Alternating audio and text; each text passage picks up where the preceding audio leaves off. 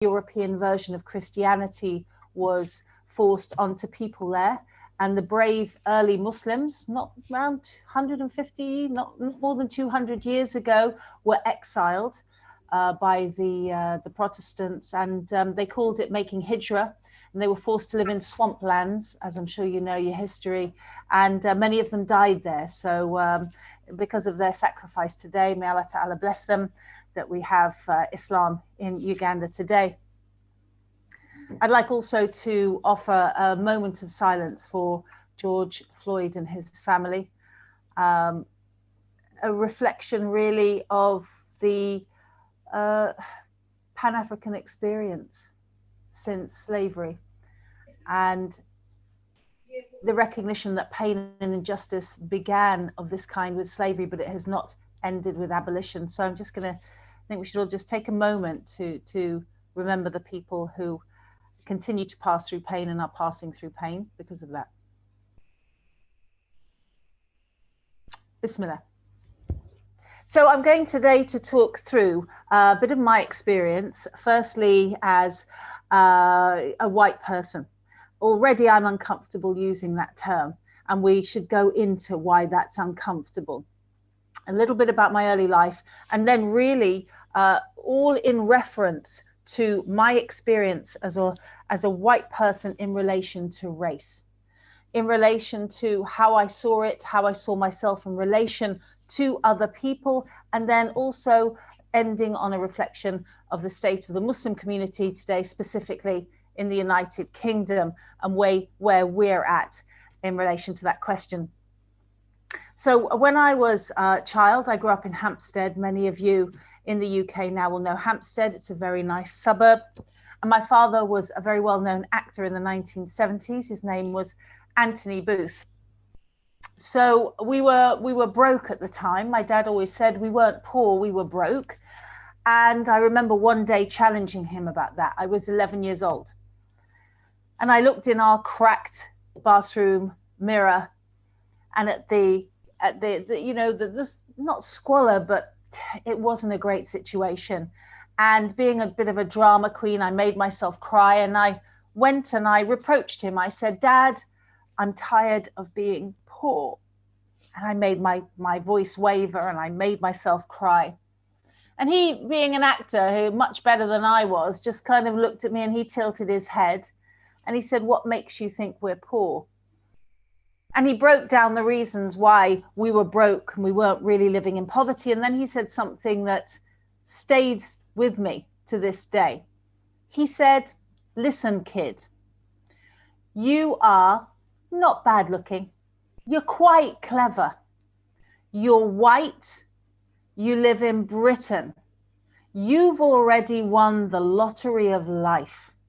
Don't you ever complain about where you started off, because you have every chance to make something of yourself." Subhanallah. That was the epitome, really, a taste of gratitude and an acknowledgement of the way that society worked. Now, I'm hoping if Brother Hamidullah may have a 1 or 2 minute clip that I'd like to offer up as part of our discussion today, of a program that my father did in the late 60s and 70s called Till Death Us Do Part, which really challenged the status quo on race in the United Kingdom at that time. Brother Hamidullah, can we cue that up?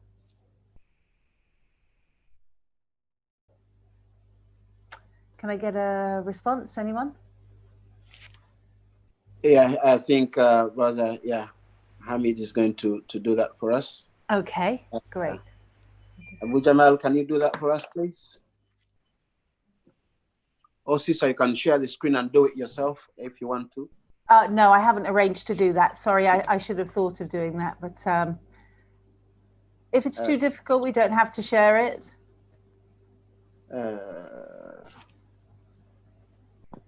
Okay, I can do it. Just give me 1 moment, no problem.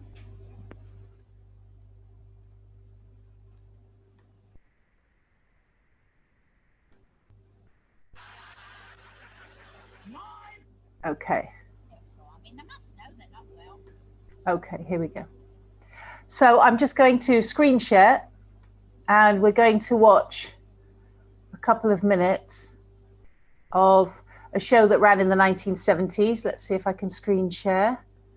Desktop 1, it has an exclamation mark. I don't know why. Let's see.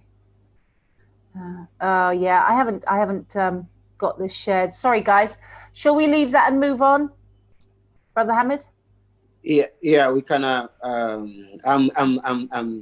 Zaid. Yeah, we can leave it and go on, and we can make you host. We can make you co-host, and you can share it. No problem. We can come back to that later. The point was a simple one. Many BAME families were relieved to see the racist in the series, whose name was Alf Garnett, being mocked. He said terrible things about Black people, about Jews, about everybody of color at that time, but really specifically about Asian people and Black people. But did the sitcom work? Did allowing millions of households to hear that mockery actually change society? Because sometimes we want to rely on comedy to make us really evaluate our thoughts. Does satire actually change society? Well, from my dad's closeness to the discussion in the 1970s about race, I can say categorically at that time it did not. Unfortunately, what happened was that good old Alf, the racist, became an icon in British society. Gore, you told those foreigners, didn't you, Alf? The actor would have shouted to him in the road, much to the horror of the people who wrote the series. In the meantime, I had a liberal family life with my dad's house, my grandparents' house. They were in their 50s and 60s when I was a teenager. And my grandmother was a member of the National Front. Now, the reason that I'm going into this background, brothers and sisters, is because it's relevant to when we hear white people say, I never knew, or we don't discuss race in my house. Honestly, we have no opinion on race in my house. I can tell you that's a lie. Everybody, every family discusses race. The only question is to what degree it's linked to superiority. That's the only issue. In my experience with everybody that I've met, it is discussed. And everybody has some kind of awareness, ignorance, prejudice, preference, and opinion. So you don't ever have to think when somebody says, I've never thought about it, that that is true. My grandmother used to say, send them back, they don't belong here. And yet my two best friends, Angie and Tara, were of Afro-Caribbean and Irish descent.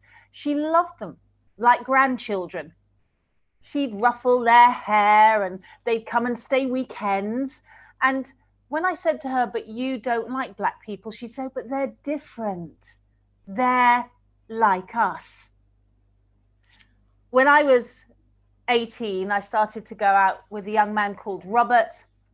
His family was originally from the Caribbean. My grandmother asked to meet him. I was pleased when she opened the posh front room, the front room that we kids were never allowed to go in.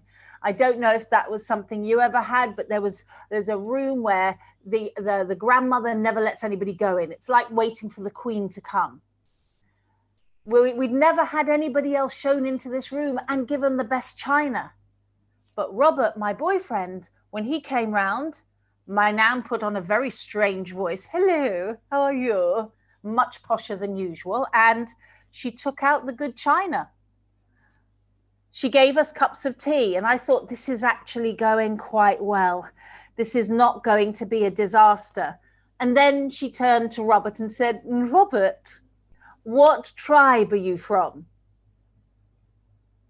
There was a moment's silence, and then Robert said, well, my family's been in Battersea for around 50 years, so I guess you'd say the South London tribe, Mrs. R. I wanted to strangle my grandmother. I could barely restrain my anger. I could feel Robert's hand on my back telling me, leave it. When we left, I said to him, why didn't we say something?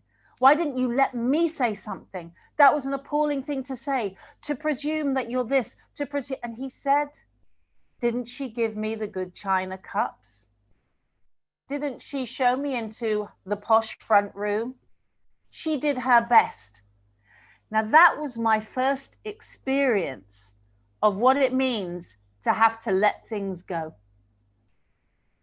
My privilege meant that I could tackle things head on, not just with my family, but later on at work, in the office, with society as a whole.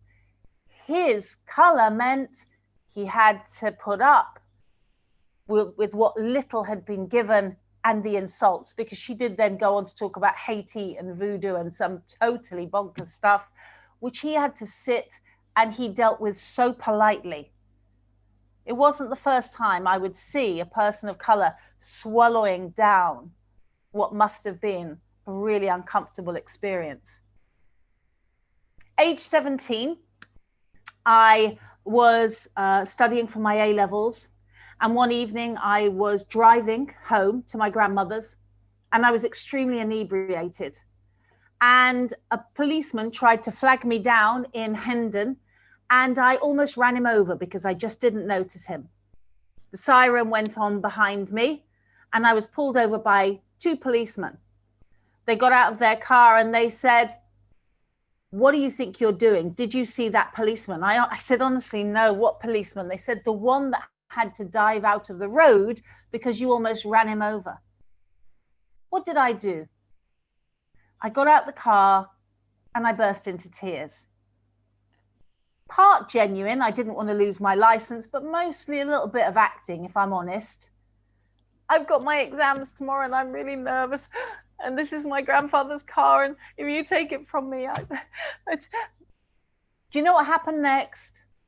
I got a 2-car convoy to my grandparents' house, lights flashing, an escort by the police that I'd almost run over. Not long after that, I moved in with my boyfriend, and sometimes he'd borrow my car, and every single day he would come back with a story of being pulled over by the police. Why are you in that nice car? Whose car is it really? One day in Camden Town, he even had my car driven into by the police.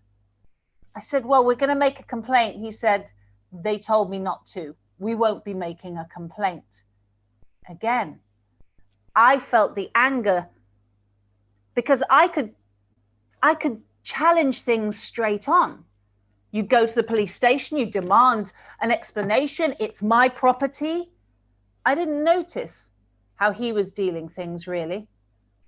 Did I maybe think he was a little bit cowardly? I mean, not standing up for himself? Why wouldn't you go to the police and challenge them? I gave him a bit of a hard time. It's my car that's got damaged. And you won't go to the police station? I had no understanding. I still didn't get it. The fury of prejudice that I saw around me in North London, it made me cry in frustration and disgust. I railed against my grandparents and I went on anti-racism marches, but I still accepted the premise of Britain and America and Europe being meritocracies. Meaning, of course, if you work hard enough, it doesn't matter what your background is, you can be like us. You can win in life like us, being the standard, being the Eurocentric world view, being like white, like me. But I wouldn't have seen it like that, because at the end of the day, my whiteness has never existed until very recently. I would have said to anyone who said you're white, "How dare you? Excuse me, I'm not some generic color, you know. I'm British." Before Islam, this is. I would have said, "I'm British. I'm a Londoner. I'm a North Londoner." I'd have broke it down. But would I have said I'm white? Does anybody think of themselves like that? I faced some sexism as I grew into a young woman. As my dad had said, I was quite good looking and quite clever. When you're 6 foot, slim and blonde, the white machinery smiles upon you. So there is a level of sexism that you can actually make work for you. Didn't I flirt my way into certain jobs? Didn't I notice that editors kind of went, oh, what do you want us to do for you? That life was just that little bit easier, that I didn't like to queue jump, but wouldn't gentlemen say, and take the place here. And when I started to travel, how easy it was with a British passport, until it wasn't. How easy it was to, I've just realized something, and I'm going to share it because it's really pivotal. There is a thing going through customs, not to get in a line with too many dark-skinned people. If you're a white person, I would have said it to myself, but most people, some people even, I've heard it, oh God, look how many black people in this row, it's going to take ages. Because your experience of travel will not have been my experience of travel. But I never saw this as privilege. I knew that doors opened for me, and that was the universal way things worked. I knew seats were offered on trains. I knew that queues mysteriously shortened. And above all, as I began to travel, I found things very easily. In 2003, I moved to the south of France with my 2 children and husband. We wanted to make a new life for ourselves, and we quickly fell in with a group of expats. Heavy drinking, rugby playing, British expats, not really there to learn French or the French culture, because French are weird, right? But the expats of the kind who want to export their Englishness. Again, that superiority level, you know, the peak of human achievement is a whiteness, and then probably English whiteness, just a little bit up there, you know, just a little bit at the top. We sat down on one of the first nights, and I still remember this, in a taverna, with our neighbors, trying to impress them. You know, you try and get in with your local friendship group. And I remember Bob and Jackie explaining why they'd left London. God, it's been taken over by foreigners. You wouldn't want to live there now. You barely see a white face in Southall. I began to feel uncomfortable. And then their golfing buddy said this. Yeah, but your black people can't help it, can they?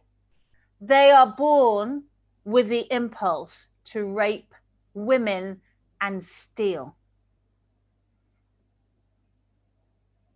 I stood up, I looked at my husband, and I said, I'm not going to sit here with that kind of discussion. I'm disgusted. And I looked at my husband and expected him to stand up as well. Come on, that's an awful thing. You can't sit. He shook his head. Don't make a fuss. I went to the bar area on my own. This is what's called white solidarity.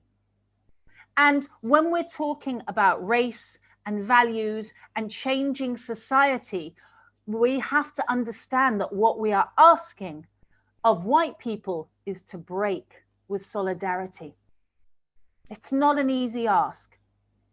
Tears are not going to be enough this time. Marching and holding placards, we're your friends, we're with you. It's not going to be enough. It never was enough. But we're being asked to break with white solidarity. Later, my husband told me off for making a scene. Now, Robin DiAngelo, who has written about white solidarity, has emphasized the importance of white people seeing ourselves in racial terms and acknowledging how our race has granted us power and privilege. DiAngelo maintains whiteness stays centered in being unnamed and unmarked. And to decenter it, you have to expose it. Meaning, you have to reveal it. You have to call it out. I'd broken an unseen golden rule. I'd called out white solidarity. I had broken with it, and the neighbors never forgave me. And honestly, I think it was the starting point of the break in the marriage. So as I was having this awakening of I didn't want to be an expat, a little bit uncomfortable with what they're saying, I moved into recognizing the pain of the Palestinian struggle. And I joined an organization called the Free Gaza Movement in 2008. Again, this was before I was Muslim. I'd seen and read enough about Gaza to know that there was a great injustice being done. And I offered myself to a movement sending 2 ships from Cyprus in Europe to Gaza to highlight the siege that goes on to this day. I offered myself as a human shield. How was I going to be a human shield? Well, Tony Blair, as my brother-in-law at that time, was the envoy to the quartet in the Middle East. It would be very embarrassing. Again, talk about white solidarity. A little bit embarrassing to sink his sister-in-law in the Mediterranean. In fact, that whole movement was deliberately white so that the Israelis wouldn't blow us up. There was only one Palestinian on board. Everybody else was Australian white, British white, American white, and we were using our whiteness against white supremacy.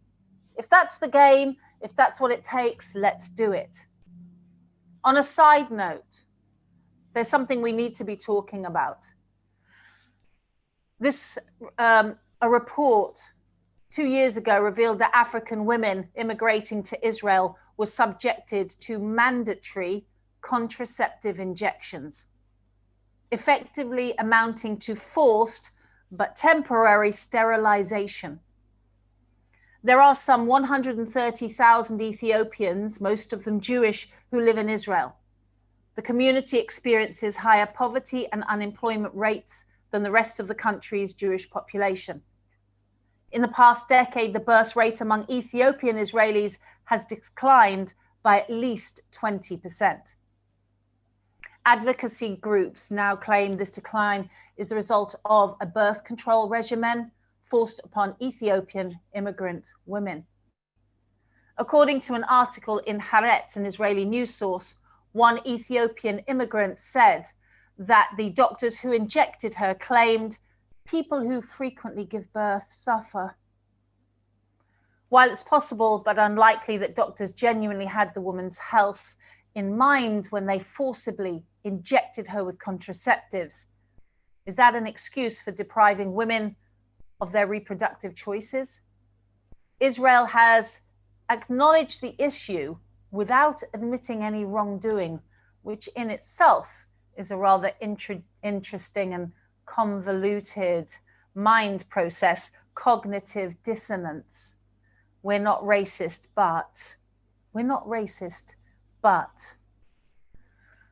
By the way, on another side note, Prime Minister Benjamin Netanyahu has said in a public speech that the arrival of non-Jewish African refugees is much worse for Israel than severe attacks by Sinai terrorists. Yes, Black people, by dint of their skin color, are terrorists in Israel.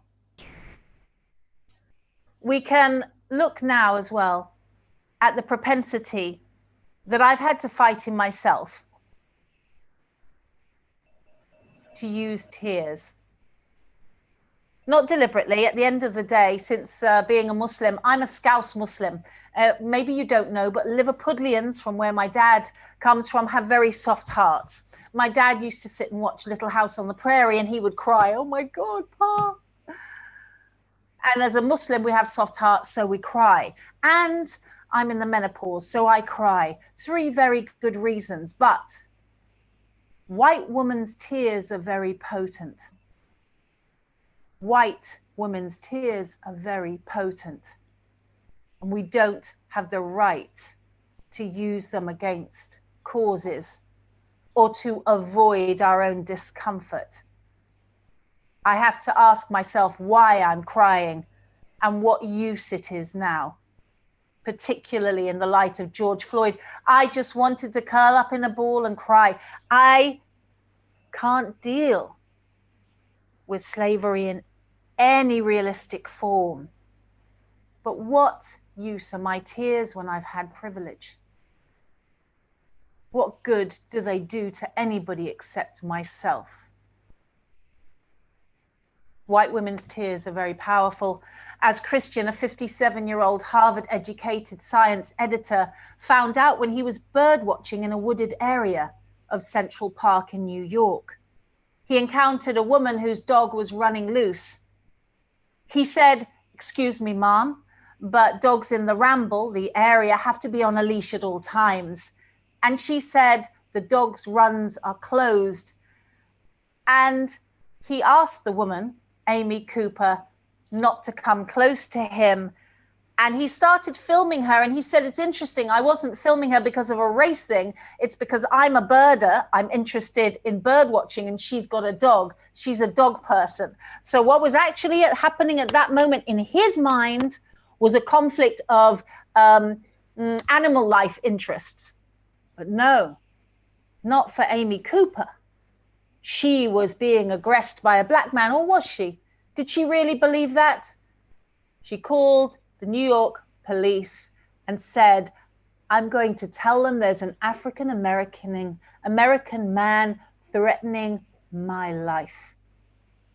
She knew the power those words would have, and that's exactly what she did. Christian, the man, has told an interviewer she basically pulled the pin on the race grenade and tried to lob it at me. Had he not had the interaction recorded, would he even have lived to tell the tale? White tears have power. I learned to turn them off in refugee camps, though. When I started to go to Gaza and the West Bank, a friend who was a former soldier told me, "Don't you take your tears there and make it worse for them." I cry because I care, I say, but caring is not enough. White Fragility author and anti-racist educator Robin DiAngelo describes a training within a company she gave. A black woman had shared her experiences of prejudice, perhaps for the first time. A white woman in the room started to cry, and when she was asked what the matter was by members of the group, she said, "I'm being made to feel that I'm racist and I don't like it." The men in the room flocked to her side. "You poor thing. Oh, don't cry. That's awful." And the black woman was left alone. Nobody comforting her for a lifetime of prejudice that she'd experienced. That's what happens when you call out the status quo. That was why my boyfriend wouldn't go to the police when they crashed into our car. That was why my boyfriend wouldn't pull my grandmother up when she talked about tribalism and voodoo. The work is uncomfortable for white people, and we need to acknowledge that in order to challenge it. My husband right now, he's Caribbean. He's an activist who's done his research on racism, institutionalized and internalized. He's called me out on several behaviors that I thought were okay, and I'm learning about the difference between intention and impact. Things that I say, "I didn't intend that to be insulted." He will say, "But the impact on the hearer is what's important, not what you intend." These are the languages and the lessons that we need to be pushing forward. Crying is not good enough, and charity is not an end goal. I don't know how much time I have left, and I don't want to take all of your group's time. I feel that I should move just briefly, at least, onto the Muslim experience. Okay. Any feedback? Should I stop now and take questions? What would you like me to do? Can I finish up on the Muslim community? Yes, please. Okay. 2 years ago, I went to the British Muslim Heritage Centre. I'm calling the institute out by name. The British Muslim Heritage Centre in Manchester, with a friend of mine of Caribbean heritage. There was in the room a series of Asian brothers and some Saudi guests. The Saudi guest began saying, Miss Booth, do you know anybody, any revert who might be interested in an exciting 2-year program to come and live in Saudi Arabia, learn the deen, we'll pay for everything, housing, car, food, family, flights, everything. We've got loads of budget. I looked at my friend and I knew that at that time she was struggling and that she knew many, many other sisters of Caribbean heritage who are converts, who are struggling, and my eyes lit up. Brilliant, here we go. Yes, I do know some people. My friend, for example, her and her family might be interested. There was an embarrassed silence as the Egyptian heritage, Asian heritage, and Saudi heritage men looked confused. Which friend? My friend sitting here. She's a convert and maybe she could come on your program. He said, no. We mean British converts. She's British. Yes, my dear, but where is your mother from? She said she's British. Did your grandfather have a British passport? Yes. What about your great-grandfather? And only then did it dawn on me. He meant white converts. There was nothing for British women or brothers of another descent. It was for white people. It was white Arab privilege meeting white British privilege and pretending it was Islam, and this does make me angry.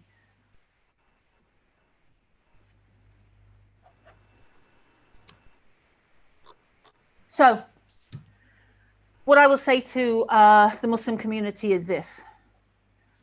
When we speak to Black people about race, don't let us dare use the Prophet's last sermon anymore as a panacea for inaction. Do we really think that Africans across that part of the world who have studied their deen, inherited their deen, 1,000 years of deen there, don't know the Prophet's last sermon? How patronizing is that? And if any of us here, our dear beloved Bilal radiallahu anhu, used an example to prove that we're not racist, it's a panacea. We are discrediting the name of Muhammad sallallahu alaihi wasallam. We are discrediting the memory of not just Bilal, but Abu Dar and Sumayya. How dare we use their names to force inaction? Because anti-tribalism in Islam is over. That's what it says. It was a historic thing. Wasn't it great at the time? But can we have somebody Black on our board now? No, don't be weird. Don't be weird. I'm going to conclude now. This is a moment of embarrassment. Racism isn't easy to brush aside right now. This is a moment. Is it the moment? I don't know. But it's a moment. And I've got some evidence of that. This week, my husband and I challenged 2 historic cases of prejudicial behavior from people within the Muslim community. I called out a comedian, an Asian comedian. He had done an appalling impersonation, a mockery of a Jamaican man on a stage 2 years ago. And I'd left with my daughter at the time and considered calling the police. So appalling was the behavior. And the all Asian audience, it was a British Asian comedy night, clapped and laughed when he said, my mum used to warn me that if I wasn't good, the blackface man would come and get me. having lived in London, I now know what she meant. How they applauded and laughed. I went to the organizer and I demanded action. I promise you we'll do something. Shh, don't make a fuss, Lauren. I said, you promise? No, I'm not leaving here. Well, I returned. I never heard from the organizer or the comedian again, despite writing an article and contacting them. And they've now, the comedian has apologized. He's going to do work with a friend of his on race. He's going to speak about it in public. Alhamdulillah. And my husband had an article he wrote about 2 black figures in the Muslim world, and it was taken down off a major Muslim news website because it was seen as, what was the word? Divisive. Because it was challenging. That's now been reversed, and that article is out right now. So people are in a dilemma. I hope things won't be swept under the carpet. Is there actual hope? It really depends on a host of factors. But now there are white people and Muslim Pakistanis, inshallah, willing to be allies.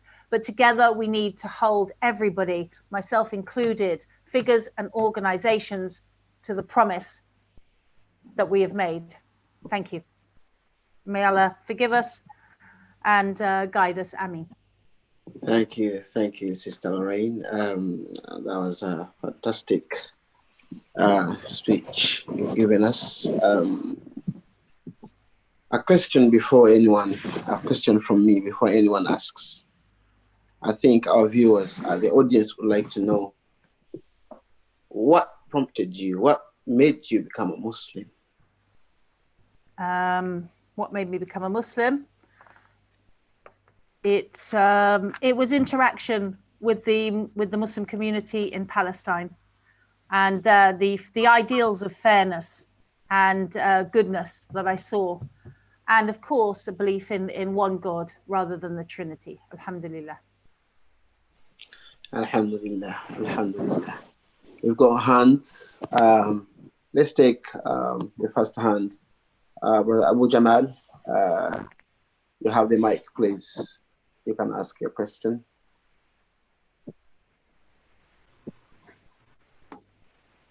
Assalamu alaikum. Wa alaikum salam. Sister, this is Hamidullah. You've been communicating with. I'm sorry that it didn't come out as we had organized. I was somewhat busy and I was not 100% optimized, but so we couldn't show the clips. But alhamdulillah, jazakallah khaira, we're very grateful for your input, and we hope that you continue working with us in one way or another. We have a lot of plans, inshallah, to build the Muslim Ummah. And I think from what we can see, your understanding of things is our understanding of things, alhamdulillah. We kind of aware of your project and would like you to tell us about your projects. What else you do? Do you have any books? Do you have any other? Yeah. Please. Thank you very much. That's a very kind question. I wrote a book about my experience as a spiritual being from Christianity to Islam and to living as a Muslim. It's called Finding Peace in the Holy Land. You can get it Kindle version now, but if you'd like to buy, they're only available via myself at the moment. We're putting them on Amazon Marketplace soon. But if you would like to arrange a visit or a talk or to get a copy, then you need to contact me. I will give my email address. I'll actually give a website address as well, and you can find out more there. That was turned into a play, and a one-woman play which I wrote with Mohammed Sese, and we performed that 30 times at the world's largest arts festival in 2019. It's called Accidentally Muslim. It's a one-woman show. I play 19 characters. It's an hour long, and it's full of pivotal moments and realizations for people of faith and no faith, inshallah. And that's available for tour, inshallah, if things can be done with social distancing, of course, although a lot of it's online. So that's available as well. And I currently produce a show called Thurayyaay, Tayyib Way, Thurayyaay Way, for Salam Initiative on YouTube. And it's about how to be more environmentally aware of our Islamic duties and to live a better ethical life, inshallah. And that can be found on YouTube. Jazakallah khaira for that. We're going to be sharing these links on our channels. We have a couple of channels. What we see here on this conference is not all that is happening. We have YouTube, we have Facebook, and we are moving bit by bit. We need everyone on board. And inshallah, we're going to be sharing a lot of content throughout our channels, inshallah. Jazakallah khair. Inshallah. Thank you again. I'm going to be available. I'll stay on board for another 10 minutes for Q&A. And I can also type some contact details into the chat if anybody would like to find them there, inshallah. Inshallah. We have another hand, Sister Lauren. Prince, yes, Brother Jafar, you have the mic, please. You can ask your question.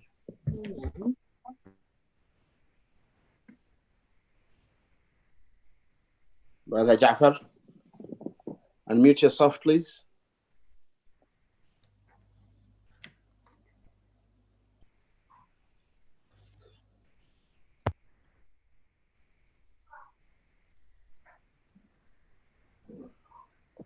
Maybe some mistake.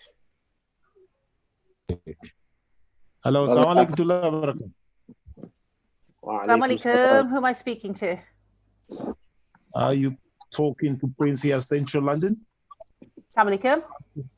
Alaikum salam to Allah barakat. Thank you so much for this sharing us with all experience you had in your life.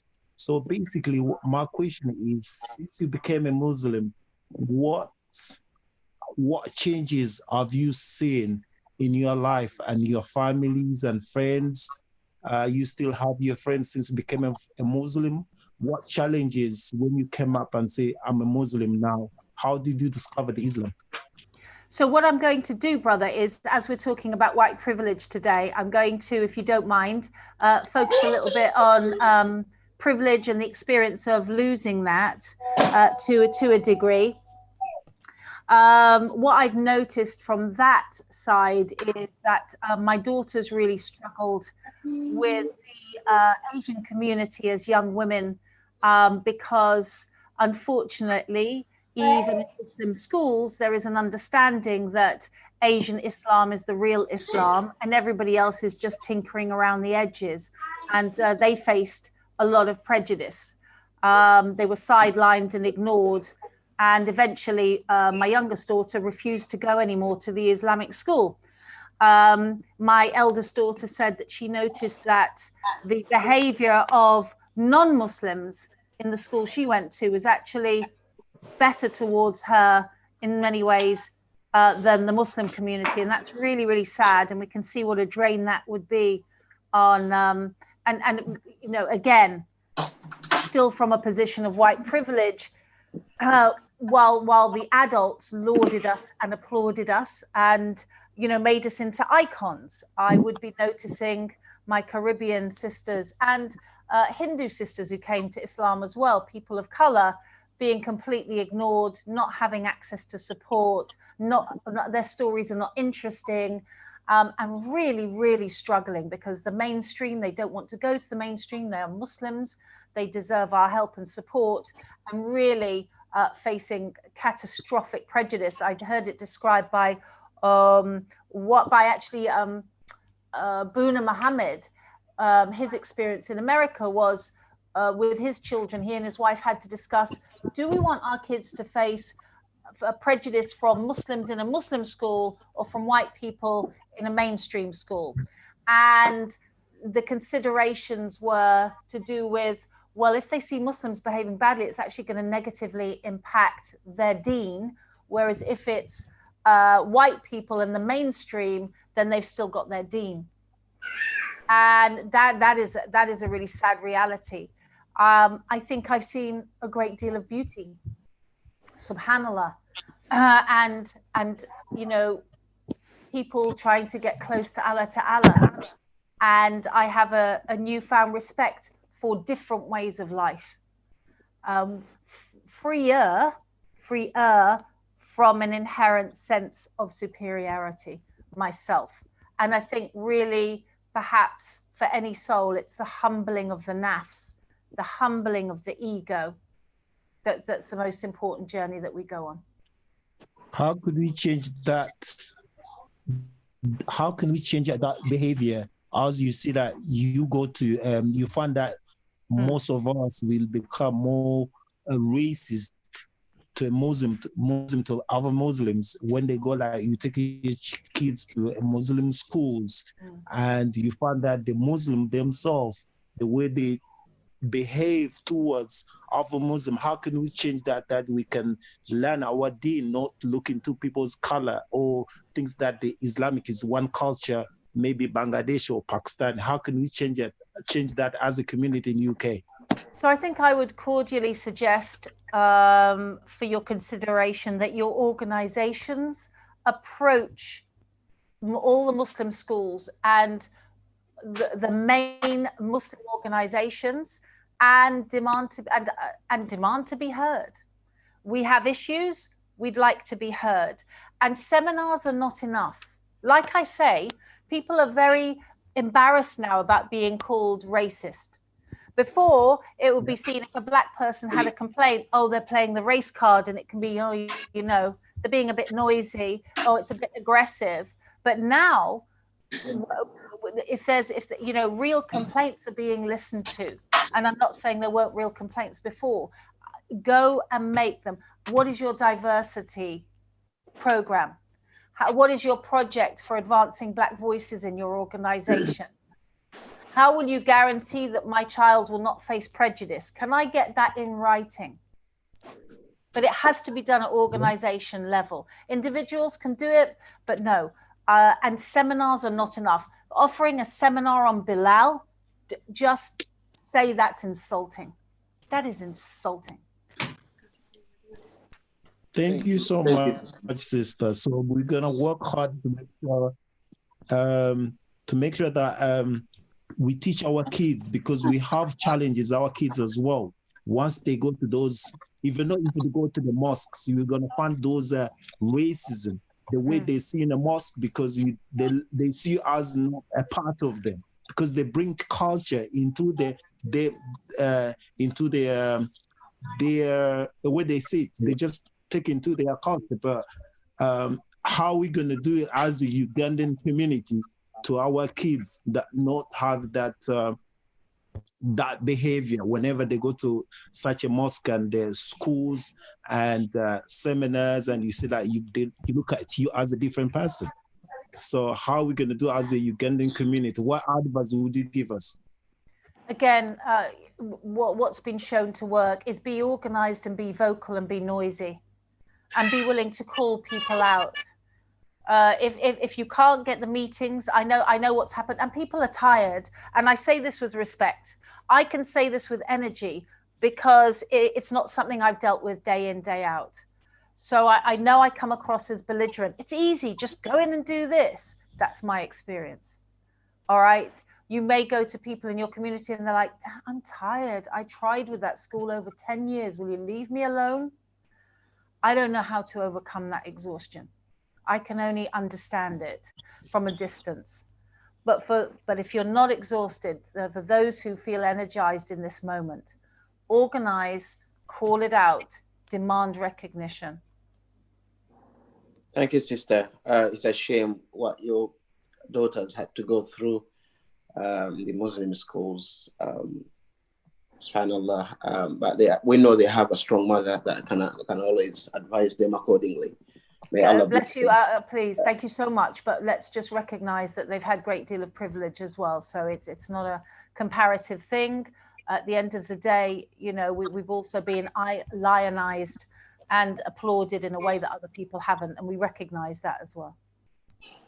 Okay, so we have another hand. Sheikh Qasim. Just a quick interjection, Brother Zaid. Yes. Members, if you raise up your hand, please ask one question. The presenter has probably 5-10 minutes before she leaves, and everybody needs to be heard. Can you please just ask one question and then, give other members a chance to ask?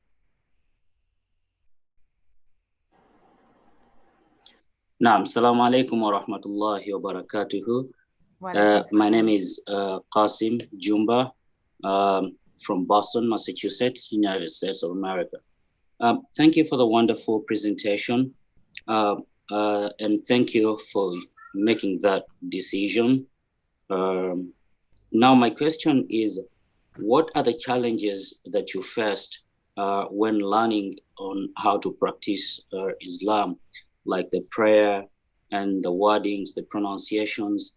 And part B of the same questions, do you really try to encourage your friends or make them love the same religion that you chose? Thank you. Thank you, Brother Qasim. I'm happy to answer these questions on another group at another time. What we're really focusing on today is the experience of prejudice within and external to our community. So I don't want to necessarily focus on myself at this time, but I'm more than happy to talk about that another time if you're good enough to invite me, inshallah. Inshallah. You'll be invited, sister. Definitely, you'll be invited again, inshallah. Let's have another hand then. Brother Khan. Brother Fazil. Assalamu alaikum. Okay. Brother Khan. Yes, hi, Assalamu alaikum, it's Sister Khan, sorry. Mr. Khan, thank you. Assalamu alaikum, sister. Absolutely. Walaikum salam. Thank you for all what you just actually spoken about. It actually touches quite deep down because I'm from up north and I know what racism is and I know what white privilege can do. I'm going to make it very quick because I know you've got a lot of people waiting for you. My only question is that white privilege is also, please don't take this offensive, but reverts and converts are actually put on another pedestal when it comes to reverts. If they're white privilege reverts, I've noticed they've also get a higher. Do you understand what I'm trying to say? I don't want to offend anyone, but they're more seen and then more highlighted. Now I see that also as a white privilege within Islam and Muslims. And so how do we get? I'm trying myself anyway. I've been talking to my community, but how? I know it has to be Islam. We have to teach ourselves through Islam to eradicate this kind of mentality. But do you see what I'm trying to say? Is that it exists even with reverts as well? Sister, I thank you so much. I completely and totally acknowledge what you're saying. And it's not for me to acknowledge, it is for friends who have told me their experiences of that. It would be ridiculous to sit here and say that that is not the case. Again, also, I've noticed that convert groups get funding when they're led by white converts, as if there's, again, it's like there's levels of Britishness. Yeah. Yes. You know, because on the one hand, I would tend to say, well, look, you know, we're British, we know how to run things, but are we more British than the British people of Caribbean heritage? They don't know how things work here. I don't think that's not an excuse, and yet somehow pivotal in the mind. So handing over authority, this is the work that's going to be uncomfortable, because to bring people forward, somebody has to concede and step back.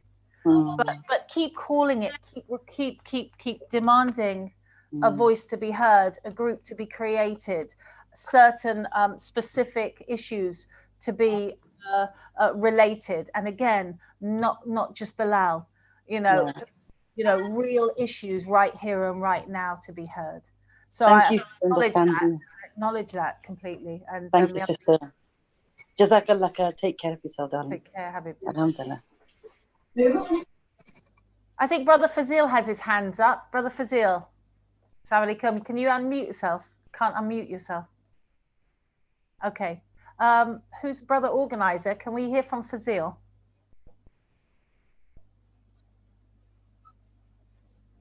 Assalamu alaikum. Fazil needs to unmute himself now. Oh, you can unmute yourself now, Fazil. There we go. Assalamu alaikum. Walaikum salam, nephew. How you doing? Okay, how are you, Auntie? All right, darling. All right. Right. So my question is, as a white woman, do you feel as if though becoming a Muslim, your white privilege has lessened through your experience? Within Britain in general, do you think you've been looked down upon any more, any less, because now you wear a headscarf, for example? Yeah, that's a brilliant question. I've you know, I was speaking earlier about going to at airports that you just go, I've got a British passport, the Queen signed my passport, and you just breeze through. Well, you know, since 9/11, I've been, and since 2010, when I came to Islam, believe me, having a hijab has been really difficult, you know, as it is for all sisters. I remember in New York one time, there was a member of Homeland Security who took me out of the queue, and my daughters used to get upset. They were like 8 and 10 years old. Oh, Mummy, why? I said, don't worry. It's just, you know, when I used to get frisked by women, I'd say it's a free massage they give me every time I come through. It's amazing. Again, you know, the coping strategies. Do you make a joke of it? Do you laugh about it? But this particular time I was annoyed, and I said to the gentleman at Homeland Security, I said, you're taking every woman in a headscarf out of the queue. You know that. You know that's racist, right? And he was Afro-American, and he said, are you calling me a racist? I said, well, you've got prejudice. He said, explain yourself. I said, if I said to you, every black man in that queue has a knife, would that be prejudice? He said, hell yeah. I said, you're treating every woman in hijab like she has a bomb. What's the difference? And he said, the difference is you're not getting on that plane.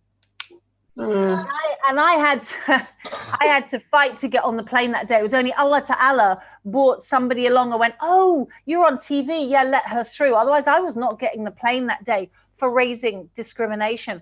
And you know, but again, these are small things that I'm only saying I put into context. This praising Allah, believing in the oneness of Allah, has downgraded my white privilege. And my daughters and I do joke about this. You know, if only we'd known how to use it properly. You know, you don't, you know, as Joni Mitchell said, you don't know what you have till it's gone. Yeah.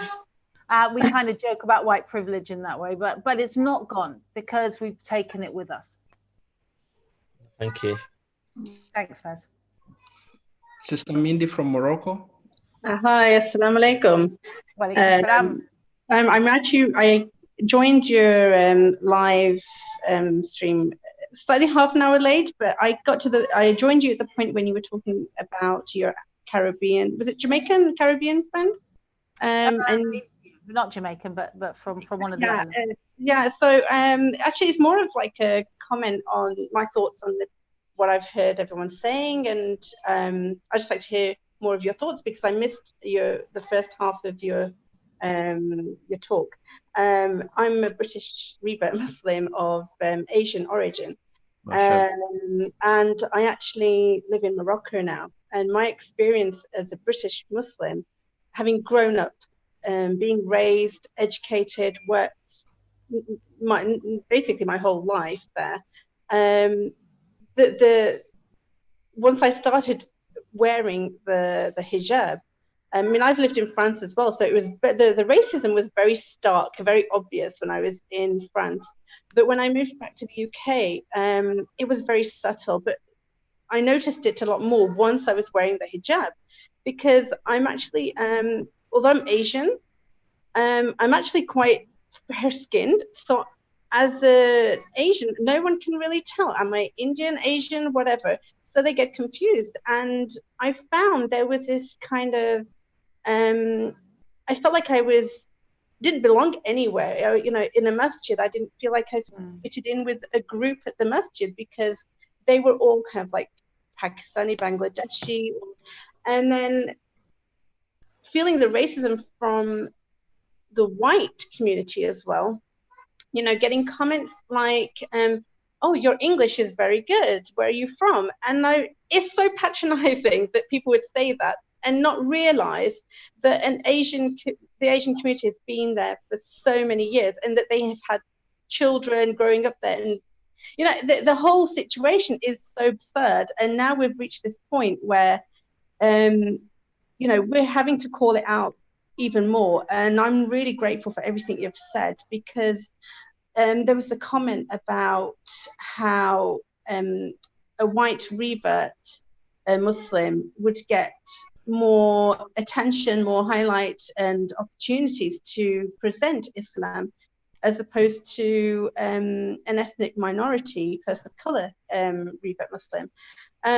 So I would just like to hear more of your thoughts around that, again, because I missed the first half of your talk. And Jazakallah khairan. I mean, I live in Morocco now, and I feel more at home here in Morocco than I do in the UK, because everything that, you know, we've experienced. My husband's Moroccan, and my children are mixed race, Muslim, and I fear for them. You know, just traveling, I fear traveling now, going to the UK. Oh, how am I going to be treated at the airport?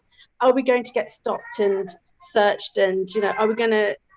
If you understand what I'm saying. So I'd just like to hear more of your thoughts again from what you've said previously before I joined, and on everything.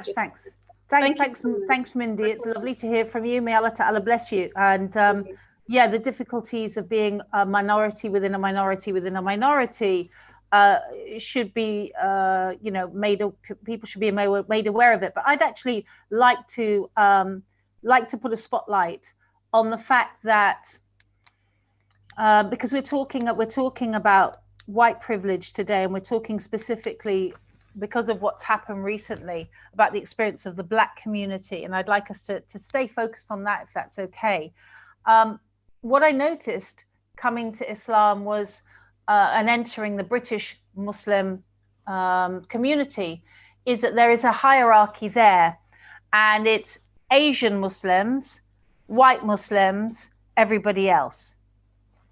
And I think that's, you know, then racism gets blamed on colonialism, and colonialism is a great excuse for our Asian brothers and sisters. And I'm going to ask you a question, actually, Brother Fazil, because I think it'd be really good to get your perspective on this. We can blame, you know, our Pakistani brothers and sisters say, well, it's the colonialists' fault if we're racist, and we're not racist because we're not white. And that allows an implementation of racism at systemic levels in all our organizations. Fazil, I wonder about conversations that you've heard. Honestly, could share with us now. Yeah. Attitudes to Black people that you've heard expressed in your community. So I actually had this conversation with my uncle the other day. So the protests were going, we were watching the protests on the news, and my uncle quite ignorantly said, I just don't understand. It's just one person in America. This whole hoo-ha's happening over.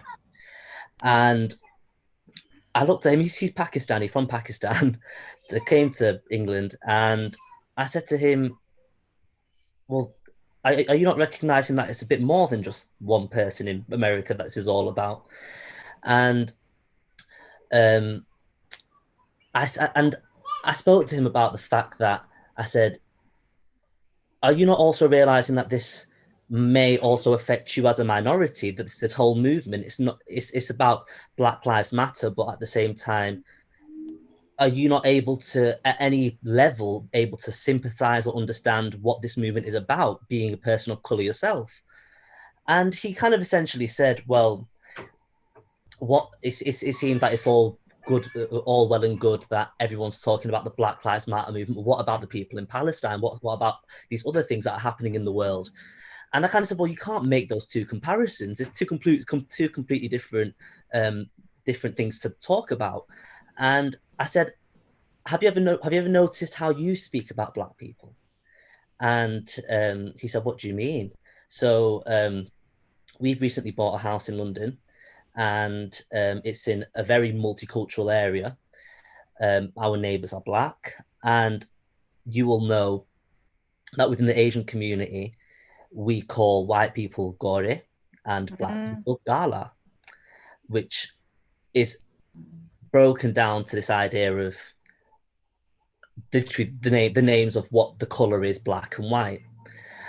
But the way that people then within the Asian community, I've noticed, speak about, especially the black people within our community, is actually it's disgusting.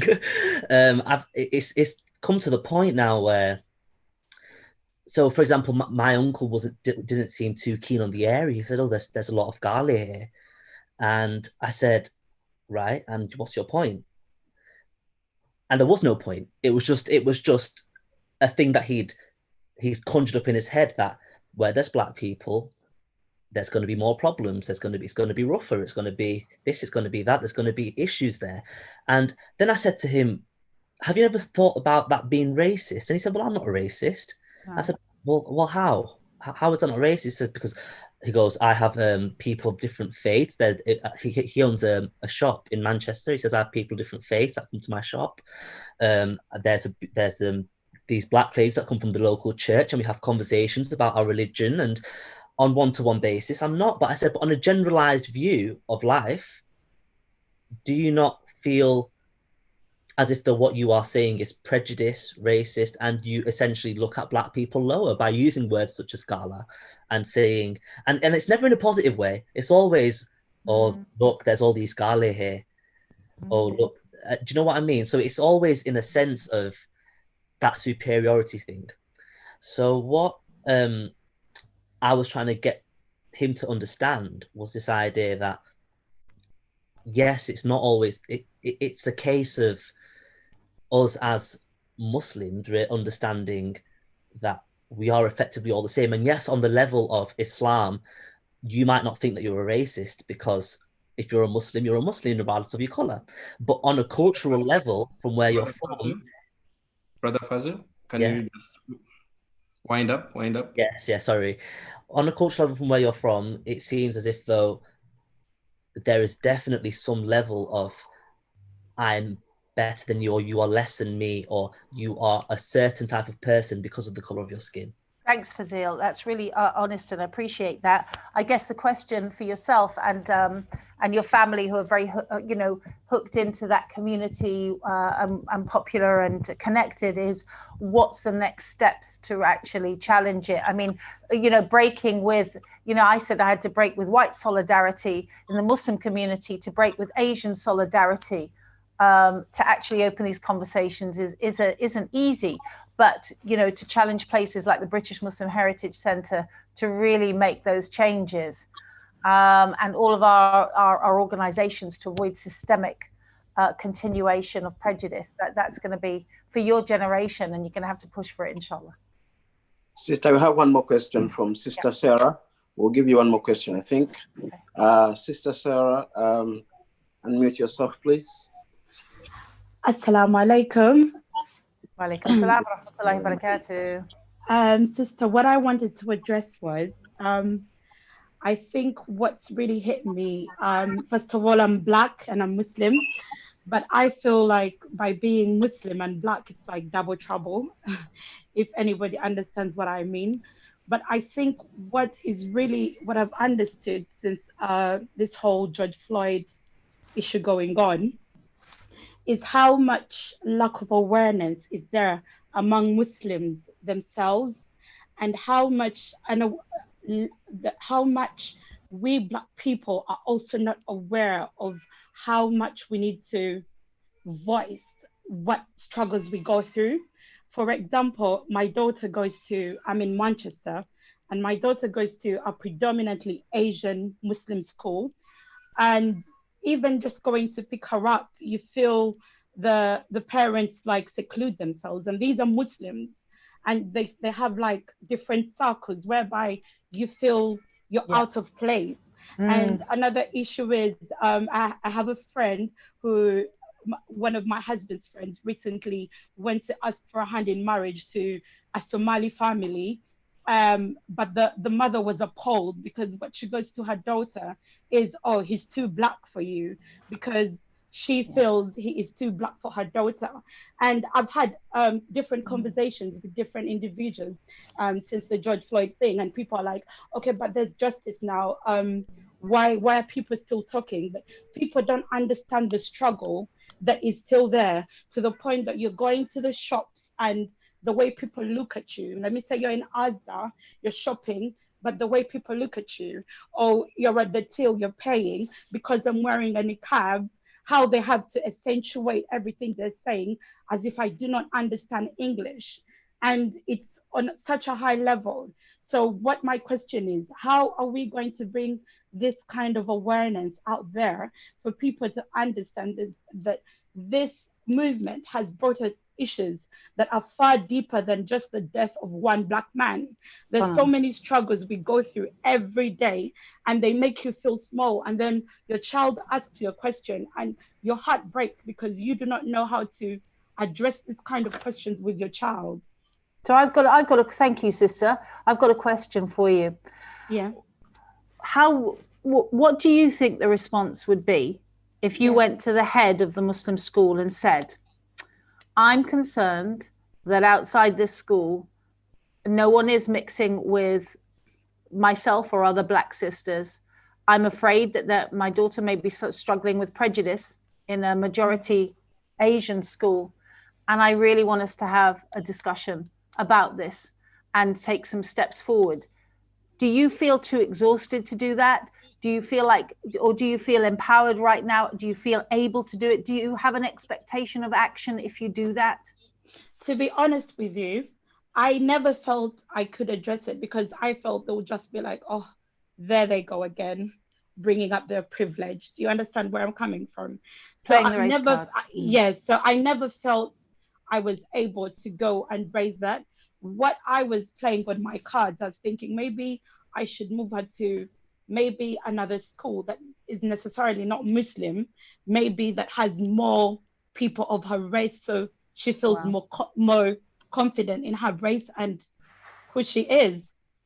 So these issues are there, but I think what actually breaks my heart is how little we recognize, we as Muslims and we as people of different color recognize that there's actually such a big problem, to the level that people are thinking, oh, why is there so much noise about the movement now? But people don't understand it's the pain.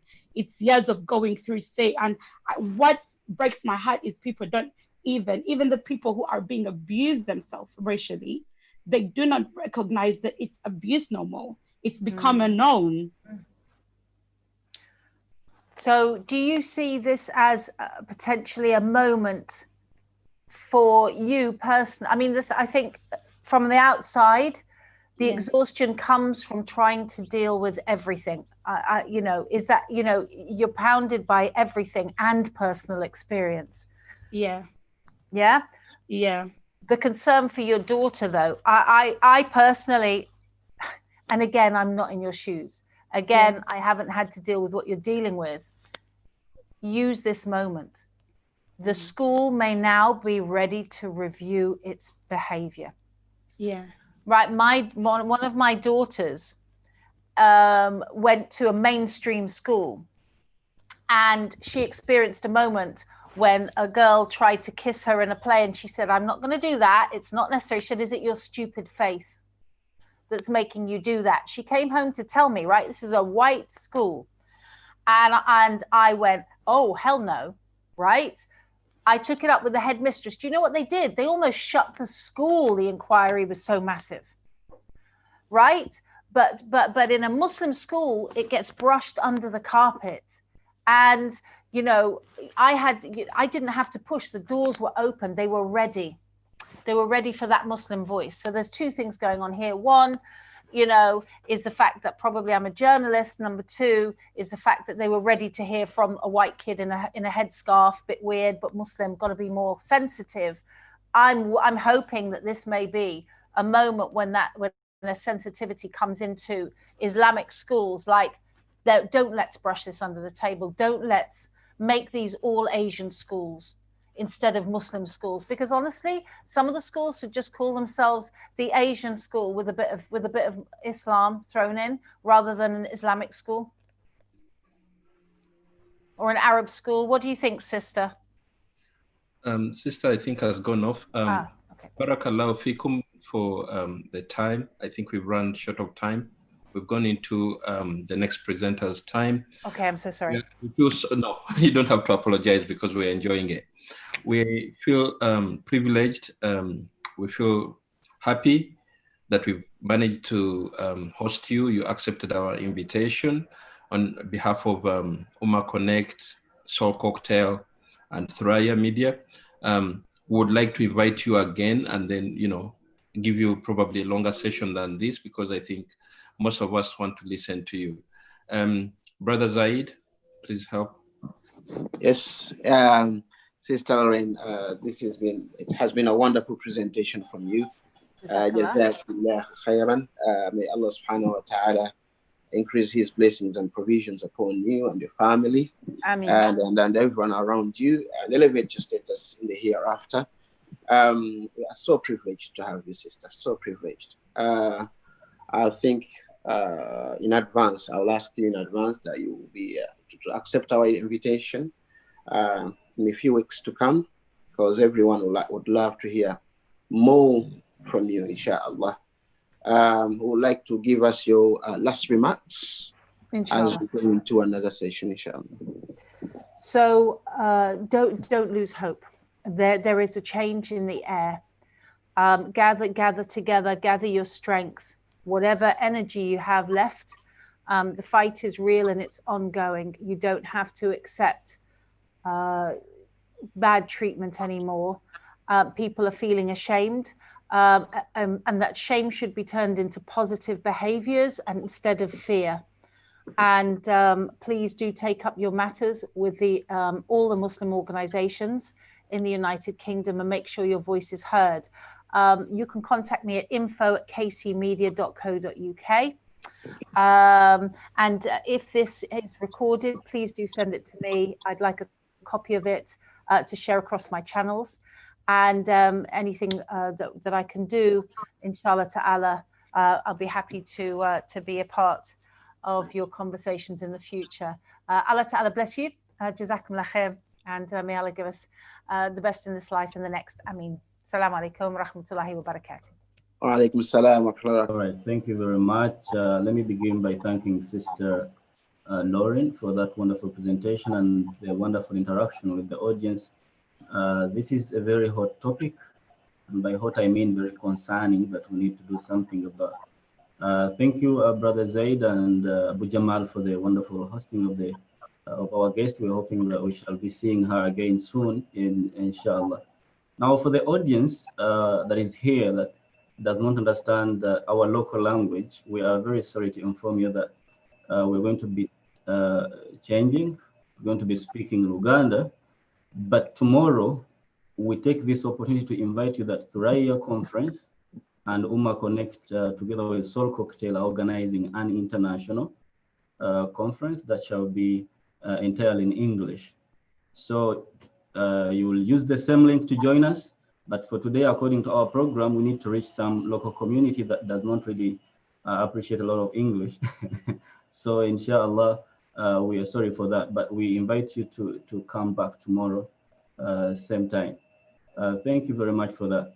We're going to take a short break after that, and the Thurayya conference is still continuing, and we're going to come back with something hot.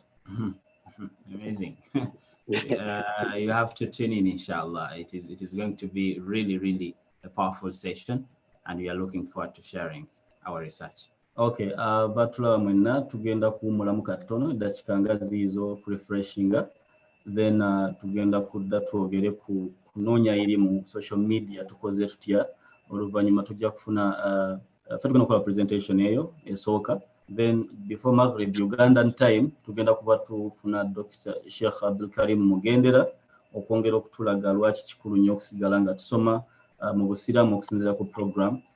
Mbaniriza nnyo mbali kuwagira ThurayyaIslamMedia, temwerabira tuli mu kuzimba mukora efforts kuzimba studio ya ThurayyaIslamMedia enamba mweziri mu chat tugamba tuziteekamu mumma connect mwebale nnyo okuba nti muwagira cause eno Soul Cocktail and everyone. Let us take a pause tuwumulemu katono then tugenda kukomawo inshallah dakika nga 3. Assalamu alaikum wa rahmatullahi wa barakatuh. Sheikh Ashraf. Naam.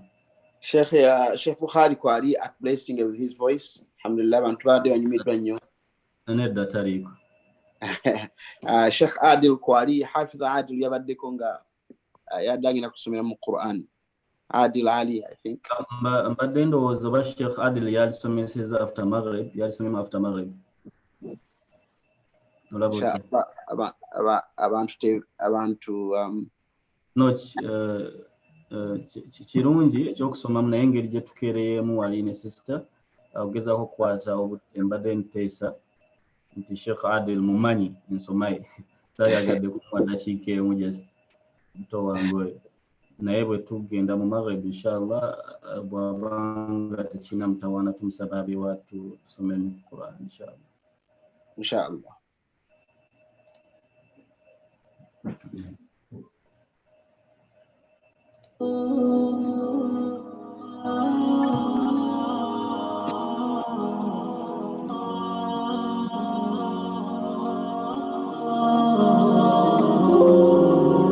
معنا نهج حياة جئنا تبصرة عن كل ضلال أعددنا بضع رسالات تحمل نورا للأجيال معنا نهج حياة جئنا تبصرة عن كل ضلال أعددنا بضع رسالات تحمل نورا للأجيال ولكي لا ننطفئ هلم كي نحيي فينا الأمان كي نحيي فينا الأمان نزرع قيما نبقي جهلا للجنة نسعى برضا آت الكف يا مسلمنا لا تغرق فالدنيا زوال فالغاية والهم الأسمى فردوس الرحمن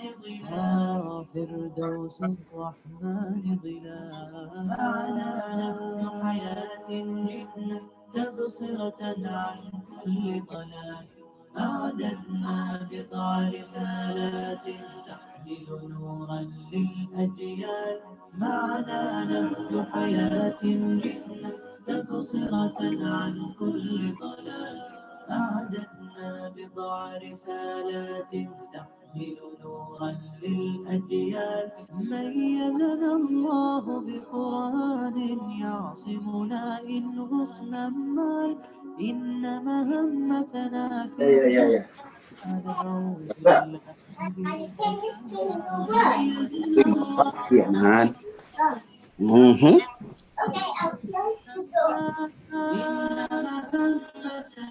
في الدنيا ندعو لله بإذلال وإذا أشعلنا مصباحا ومضينا رغم الأميال لنبث الخير بأمتنا مهما الشر بها قطار مهما الشر بها قطار معنا نهج حياة جئنا تبصرة عن كل ضلال أعددنا بضع رسالات تحمل نورا للأجيال معنا نهج حياة جئنا تبصرة عن كل ضلال أعددنا بضع رسالات تحمل نورا للأجيال ونمد يد العون بحب لنخفف بعض الأثقال نتطوع لله بشوق لا نبغي شكرا أو مال ونمد يد العون بحب لنخفف بعض الأثقال نتطوع لله بشوق لا نبغي شكرا أو مال تبصرة تدعو لحياة أكثر إيمانا إجلال تبدل شوك العمر ربيعا وتخبئ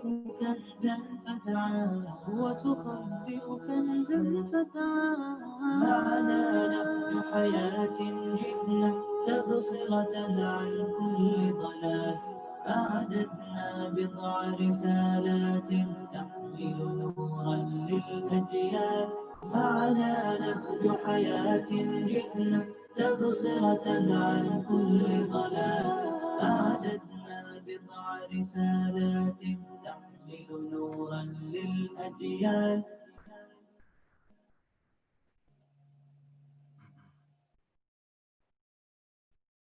Okay. You're welcome. MashaAllah. Assalamu alaikum wa rahmatullahi wa barakatuhu. Let me hope. Wa alaikum assalam wa rahmatullahi wa barakatuh. Okay. Tweyanziza balabi baffe kuba nti mutunize in musobole obaolyawo okugenda n'ebimu ku bye tugenda okusharinga wano, so Allah tugase nabyo abikuule emirimu gyaffe emizito ku mizaani zaffe z'emirimu emirungi, era so Allah tabaraka wa taala tusonyiwe byonna ebinaaba bisobye atuwa obulungi okugenda okubeera mu session eno, asaasire abateesiteesi who connect the connections we have made with Thurayya. Also thank the Soul Cocktail team. Mwenasa Allah tabaraka wa taala abasaasire abalabi abali ku Facebook, abali ku YouTube, those who are present right now ku Zoom, alhamdulillah. Mwenasa Allah abasiime ne focus ne attention. Please grab a pen, notebook, oyinza okwetaaga okubaako ebintu by'onootinga. Tugenda kutambula, tugenda kusooka tulabe the power of social media. And how can we use it to learn our deen? How can we use it to learn our deen? It is going to be our topic, inshallah. Zanga tunaba kugenda maaso ndowooza background ntono nnyo ku nsonga ya lwaki twogera ku topic ngino, lwaki ThurayyaIslamMedia ne Connect ne Soul Cocktail balabye nti kikulu nnyo okwogera ku bintu nga bino, buli omu byayogerako ebwereere. Abantu bangi tukyalina bias ku nsonga za social media nakiri naye ekituufu kiri nti ensi yakyuse, social media yokka ne programs kati nga bula Zoom nti okusoma kukyuse. Tuli mu kukoowoola buli musiraamu yenna gy'ali, Muslim community oba waka locally oba internationally, okuba nti tuteekamu amaanyi mu kutegeera technology, kubanga da'wa tegenda kutambula nga tekuli. Hadith mugimanyi bulungi etulaga nti ebintu bigenda kukyuka. Waliwo hadith ate nga ntuufu eya Abi Hurayra, Nabbi sallallahu alaihi wasallam yatugamba nti buli nkomerero ya myaka, buli myaka 10 Allah tabaraka wa taala atuma omuntu agenda okuzza eddiini yaffe obujja. Okuzza eddiini obujja kitegeeza nti abazzaayo ku nkola entuufu ya Quran ne Sunna, naye nze kyenjagaddemu si ye side eyo. Kyenjagaddemu nabbi kwe kutulaga nti things are going to keep on changing. Binakuba bikyukakyuka buli kiseera, kitegeeza buli myaka 10 twetaagawo agenda okukola ki. Kati omulembe gwaffe mugulaba enkyukakyuka nga bwe zifaanana. Abantu bagenda ku Mars, emmotoka zeevuga zokka already nakirabyeko Riyadh. Gamba technology mumulaba, amasomero bagaggadde, emizikiti bagigadde, abantu bali ku Zoom basoma, abantu bali ku social media basoma. So mbadde nsaba buli ali eyo alowooza nti kikyali kya muzannyo oba alina gw'amanyi gye bujjako awo bw'otasituka omanyi change era ensi eri mu kukyuka ku speed. Omuntu yenna atayanguwe agenda kubanga ali mabega, ebintu kati tebikyuka nga dda Sheikh. Saawa zino nekyoliko kati nkya kiyinza okera nga kikoze eki. So background eyo just kulaga bukulu bwa nsonga eno, kyobola nga ThurayyaIslamMedia egezaako kuba nti ezimba studio tubayita okuba nti mugiwagira. Ffenna tuwagire tuteke studio eyo nga ne baba bagadde buli kifo kyonna irimu egenda kusigala ebatuukako. Connect nga Connect nayo eteekateeka emisomo erina academy, saawa yonna bagenda kuba babuulira program ezigenda okuba nti ziddako ezirimu okusoma, naye kuna kugenda kuba online. Soul Cocktail nga Soul Cocktail mugenda okulaba erina programs zigenda online. Kati tetwagala muntu yenna kusigala mabega tekiriko gano si masala Sheikh. Mbadde nsaba kireme kuyingira mu nnyo masala ate social media yinza okukola bweti atamanyi no eno ye reality ge mazima twetaaga ku adaptinga mangu bwe tuba nga tuli kusurvivinga. Njagadde okukola background ye nga Sheikh tanaba ku tutwala mu maaso naye nga mbajjukiza nti enamba z'essimu zigenda kuba ziri posted eza mobile money to supporting Thurayya Islam Media studio gyeri mu kugezaako okuzimba Uganda jazakumullahu khairan. Mashallah. Thank you so much for that. Let me try to share our screen.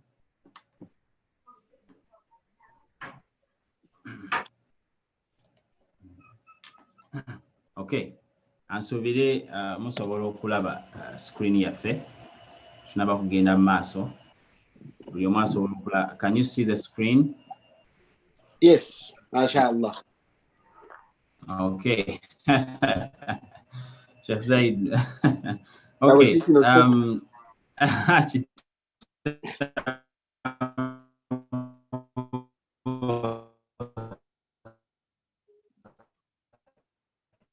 Ngam kutuse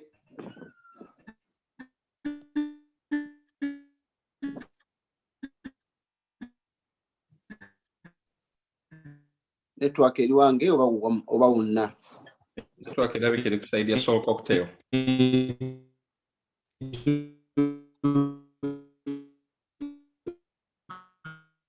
Ke Mohsin network ya mwenga network ngefudde.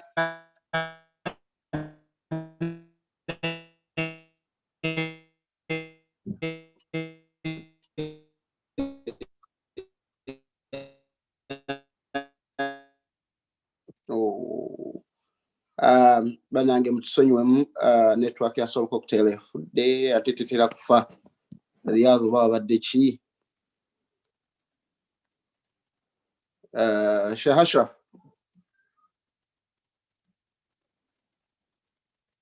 Era ne voice slow. Sheikh Mohsin. Baika bagenda kuvaako. Baddeko buzi network yabwe simanyi kyebadde ba mashayikh baffe.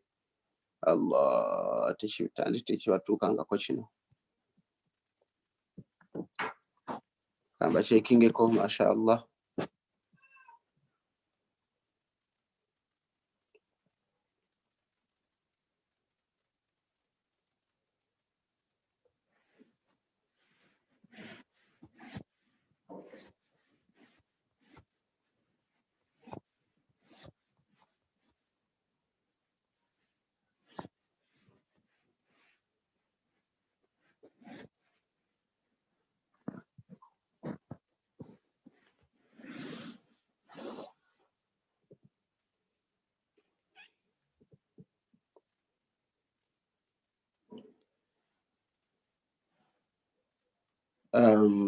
Sheikh network yabwe basumbua. Sam. Naam. Sheikh network yabwe basumbua ni WhatsApp eganya okuyitamu. Atulabe babakomawo.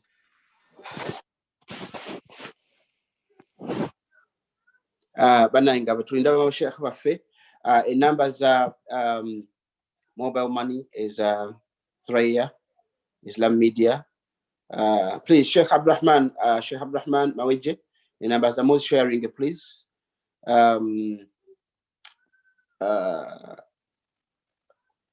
Abantu bateekeko ejjamba lyabwe lyonna lye baayise naye olwaleero n'enkya inshallah n'abatasobodde lwaleero bannange tugezaako okusitula abasiraamu bannaffe bonna gye bali.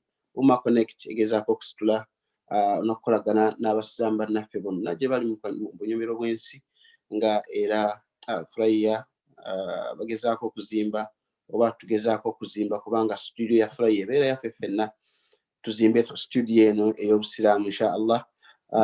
Enamba ziizo Sheikh Abdulrahman yazisharinze please n'amanya ge zirimu. Enamba esooka eri mu Thurayya Islam Media esembero 999. Enamba eddako esembero 301 eri mu Mawejje Abdulrahman.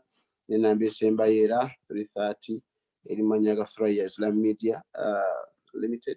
Bw'obanga oweereza ssente muba oteeka zonna ziizo enamba. Mashallah Sheikh Abdulrahman webali nnyo. Sheikh Abdulrahman. Sheikh Abdulrahman Mawejje. tugezaako okuzimba studio y'obusiraamu eyo bannange nga buli kimu ekinaasomesebwamu ogenda kuba ofunako empeera. Buli seeka ayingira mu studio omwo, buli ke baweereza konna nga wateekayo akasente ko, wateekayo pound emu oba dola emu oba dola 2 dola 3 gy'okoma okuteekamu, Allah knowledge eyo oba yonna gy'enaakoma fi mashariki al-ardi wa magharibiha ogenda kuba ofunako.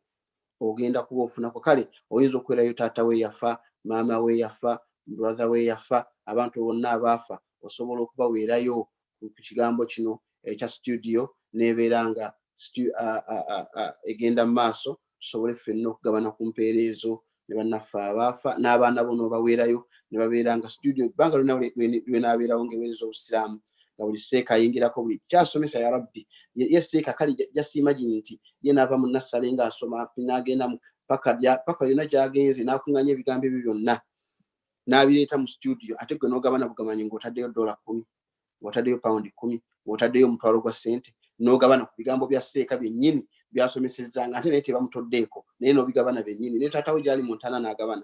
Kale bannange, mbadde nsaba tudduukirire omulanga gwaffe guno ogwa Thurayya, tugidduukirire ya rabbi.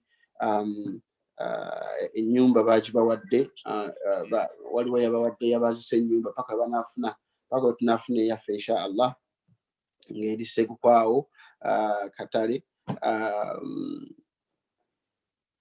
mwe bagenda okuteeka studio insha Allah. Kale ekigambo kyonna ky'olina tukyaniriza, ekigambo kyonna ky'olina mobile money insha Allah ndoza zitwanguyira ffenna abali mu diaspora, naawe ali Uganda, yonna gy'oli, oba oli China oba oli luddawa, mobile money ziize simba zitaddeko please. Allah subhanahu wa ta'ala ayagala nnyo okuwaayo. Allah Mubaka sallam yatusomesa okuwaayo n'asukka, okuwaayo kukyusa destiny, sadaka ekyusa destiny ikhwan. Era Mubaka sallam yagamba nti bamubuuza muntu kyasinga obulungi, n'abagamba nti anfa'uhum linnas, abasinga okuyamba abantu, omuntu abasinga okuyamba abantu. Allah subhanahu wa ta'ala oyo yasinga ekitiibwa eri Allah subhanahu wa ta'ala. Kale bwe tuba nga tuyambyeko bannaffe aba Thurayya insha Allah, Allah subhanahu wa ta'ala ayinza obaolyawo tuwanika eddala ne tubeera nga we are among the most important people in the sight of Allah subhanahu wa ta'ala. Konna kolina. Naam, mashayikh mukomyewo? Wa alaykum wa barakatuh. Wa alaykum salam wa rahmatullahi wa barakatuh. Network egenze ante akati mulazeewa mbadde nga abagenze ebwikwe wansi eri. Owaye byerimu kubitugenda okwogerako nti buli kimu kirina challenges. Eyo yemu kubya internet ne social media, naye nga bisinga okulinya tax corona okuba nti ogenda mu ddarasa ku muzikiti oba bagitegese. So tujja kwetondera abalabi baffe mwenna ne bonna betupresentinga nabo. Tugenda kugezaako okufunza inshallah, okugezaako okulaba nti abasomesa baddako mubafuna mu budde bwabwe obutuufu. Ekya internet okukyankalana kye kimu ku bino bitumanyidde era bimulina okumanyira, okujjako nga Seeka Zaidi anagezaako providinga 5G mu studio ya Thurayya. Ajja kusaba Sheikh agende mu maaso. Sheikh Abdulrahman abadde awanise omukono balina kyagambayo. Abdulrahman Mawejje, tugumuwe wa tugende maaso. Na Sheikh Abdulrahman Mawejje, bwabanga akyali bize mbadde nsaba tugende maaso wakati. Naam, tugende maaso. Okay. Here we go. Now, أعوذ بالله الشيطان الرجيم. بسم الله الرحمن الرحيم. What is social media? Ndozo lugendo lwaffe awo wennyini we luba lutandikira biinillah nga tunnyonnyola social media kyeki. Mu bufunze, it is real-time communication with masses. Kasita muba nga musobola okuwuliziganya osobola okuwuliza abantu abangi funa bulungi mu kaseera paawo kaagala bagamba mu kaseera kugamba nga temututte budde bungi naye nga osobola owuliza oweeri at the same time that social connection nga tukozesa internet. It is very powerful and it is free. Kiri kugamba kyamaanyi at the same time kyabwereere.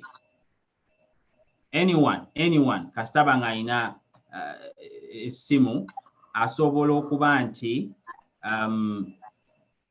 katono nnyo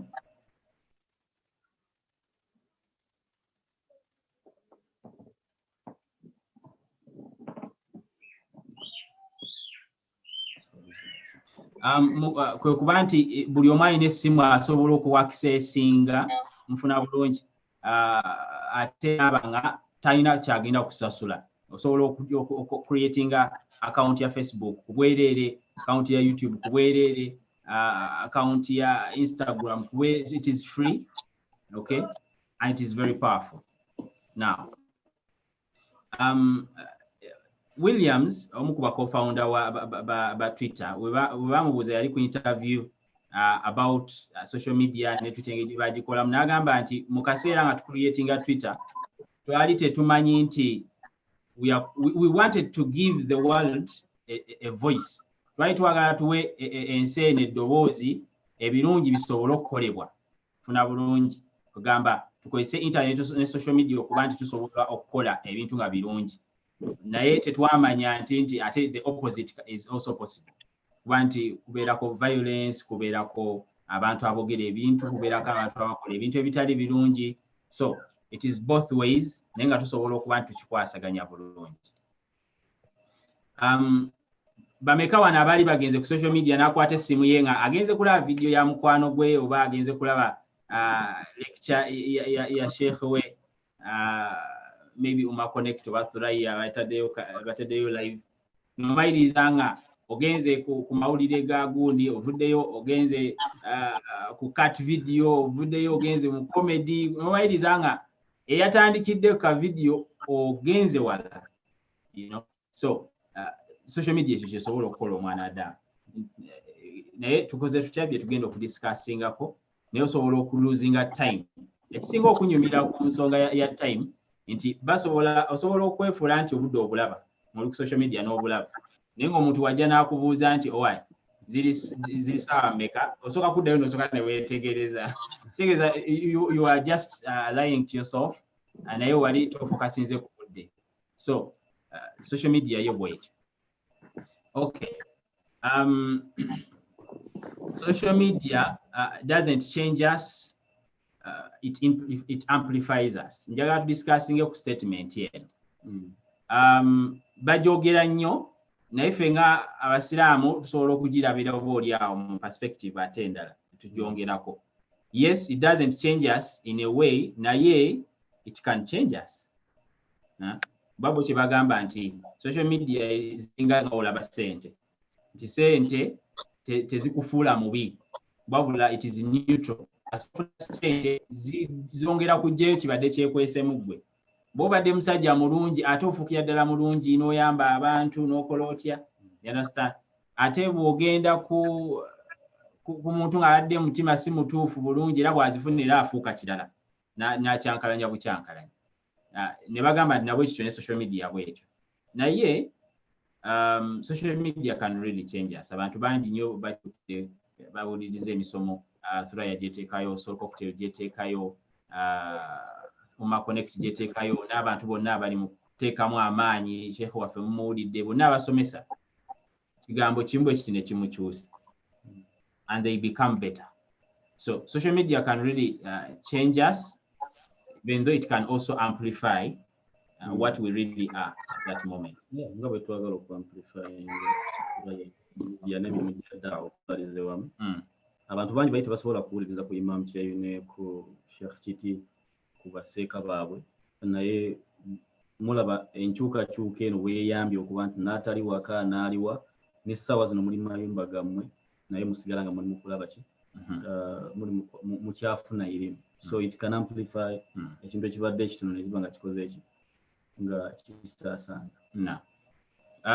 Otugenda ku research, Inc made a research mu 2019 n'agamba nti posts miliyoni 777 ezaakolebwa abantu ku mwaka oguwedde ku Facebook. Okay, naawe ali wanampuliriza oteeka okuba nga you contributed to this oba nga waliko ku Facebook omwaka oguwedde posts z'omwezi eri muno bagamba nti the top 10 videos ezasinga okurankinga, ezasinga okukwata ombabiro, ezasinga okutambula abantu ne baziraba nnyo, they were positive videos. So mu kifo ky'okulowooza nti social media mubi akola atya ebintu ebi bitambula negative oli yakubye oli awala n'oli, naye just see research alaga ku Facebook nti ebyasinze okutrendinga abantu byasinze okulaba yabadde positive nga bigasa abantu era nga bibayamba bye byasinze otambula. So we can use this platform sobola okukozesa Facebook, sobola okukozesa social media okuba nti tuyamba abantu and we become beacon of hope. We become beacons of hope. Tufuuka abantu abasobola okukyusa obulamu bw'abantu for good. Obulamu bwabwe ne buba nga bubagasa ne bakola emirimu emirungi kuno ku nsi ne kunakula enkomerero ne baba bantu abali successful. Tutambula mangu. Ekintu ekisinga okuleetera abantu okuba nti bajoininga Facebook, bajoininga Instagram, kakati ekiriwo TikTok na bulungi, it is loneliness. Omuntu asobola okulowooza nti nyina emikwano mingi naye loneliness doesn't mean that kuba nti olina emikwano mingi kitegeeza nti you're not lonely. You can be lonely. Osobola okubeera nga ekibwalo kikutta nga wowulira nga weetaaga human connection.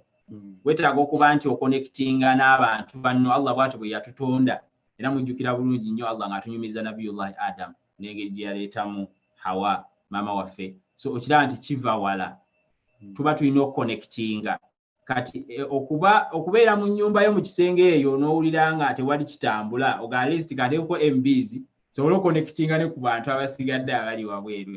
You understand? It is very powerful. It has changed lives. Kyusiza obulamu bw'abantu bangi nga tugenda okulaba. Okay, social media can become sadaqatul jariyah. Okay, this is a very important part okuba nti tugifocusingako. Tubadde tetulina kye tuyita digital sadaqatul jariyah. Digital sadaqatul jariyah tebaddeyo. Naye olwa power of social media n'ebintu ebizze byeyongerako ne advancement ezizze labye nga omuntu osobola ate kakati it is now one of the best kyekisinga oba kyekiri mu kubisinga ebimu kubisinga okuba nti olina ekintu ky'osobola okutandika nga kiri connected ku ddiini naye ate nga kigenda kutambulira ku internet.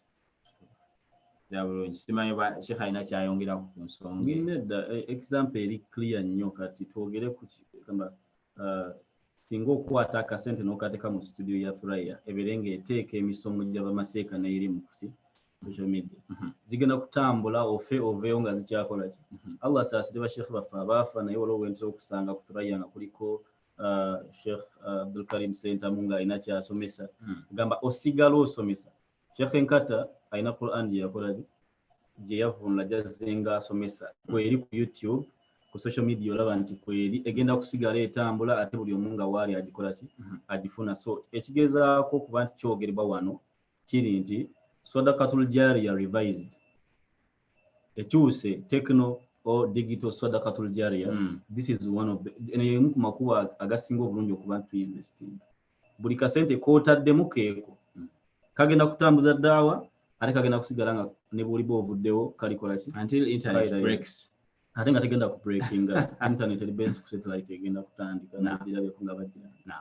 Era ndowooza okwenyini kwe tusinzirira era okuddamu omulanga gwaffe ogw'okubakubiriza okuba nti mu contributinga ku studio eya Thurayya abaseka bagenda okusomeserezanga bagenda okubroadcastingiranga n'ebintu bye bagenda okubikoleranga ebisavinga eddiini naye nga bijja online bijja ku mikutu. Ndowooza baganda baffe bajja kutuyambako okuddamu okupostinga ennamba z'essimu eza mobile money eza Thurayya ku Facebook ne ku Zoom na bonna bwe tuli mu broadcastinga live abali concerned abantu babere nga bacontribute nga bakolesa sadakatul jariya nga n'eddalasa lino tennaba ku.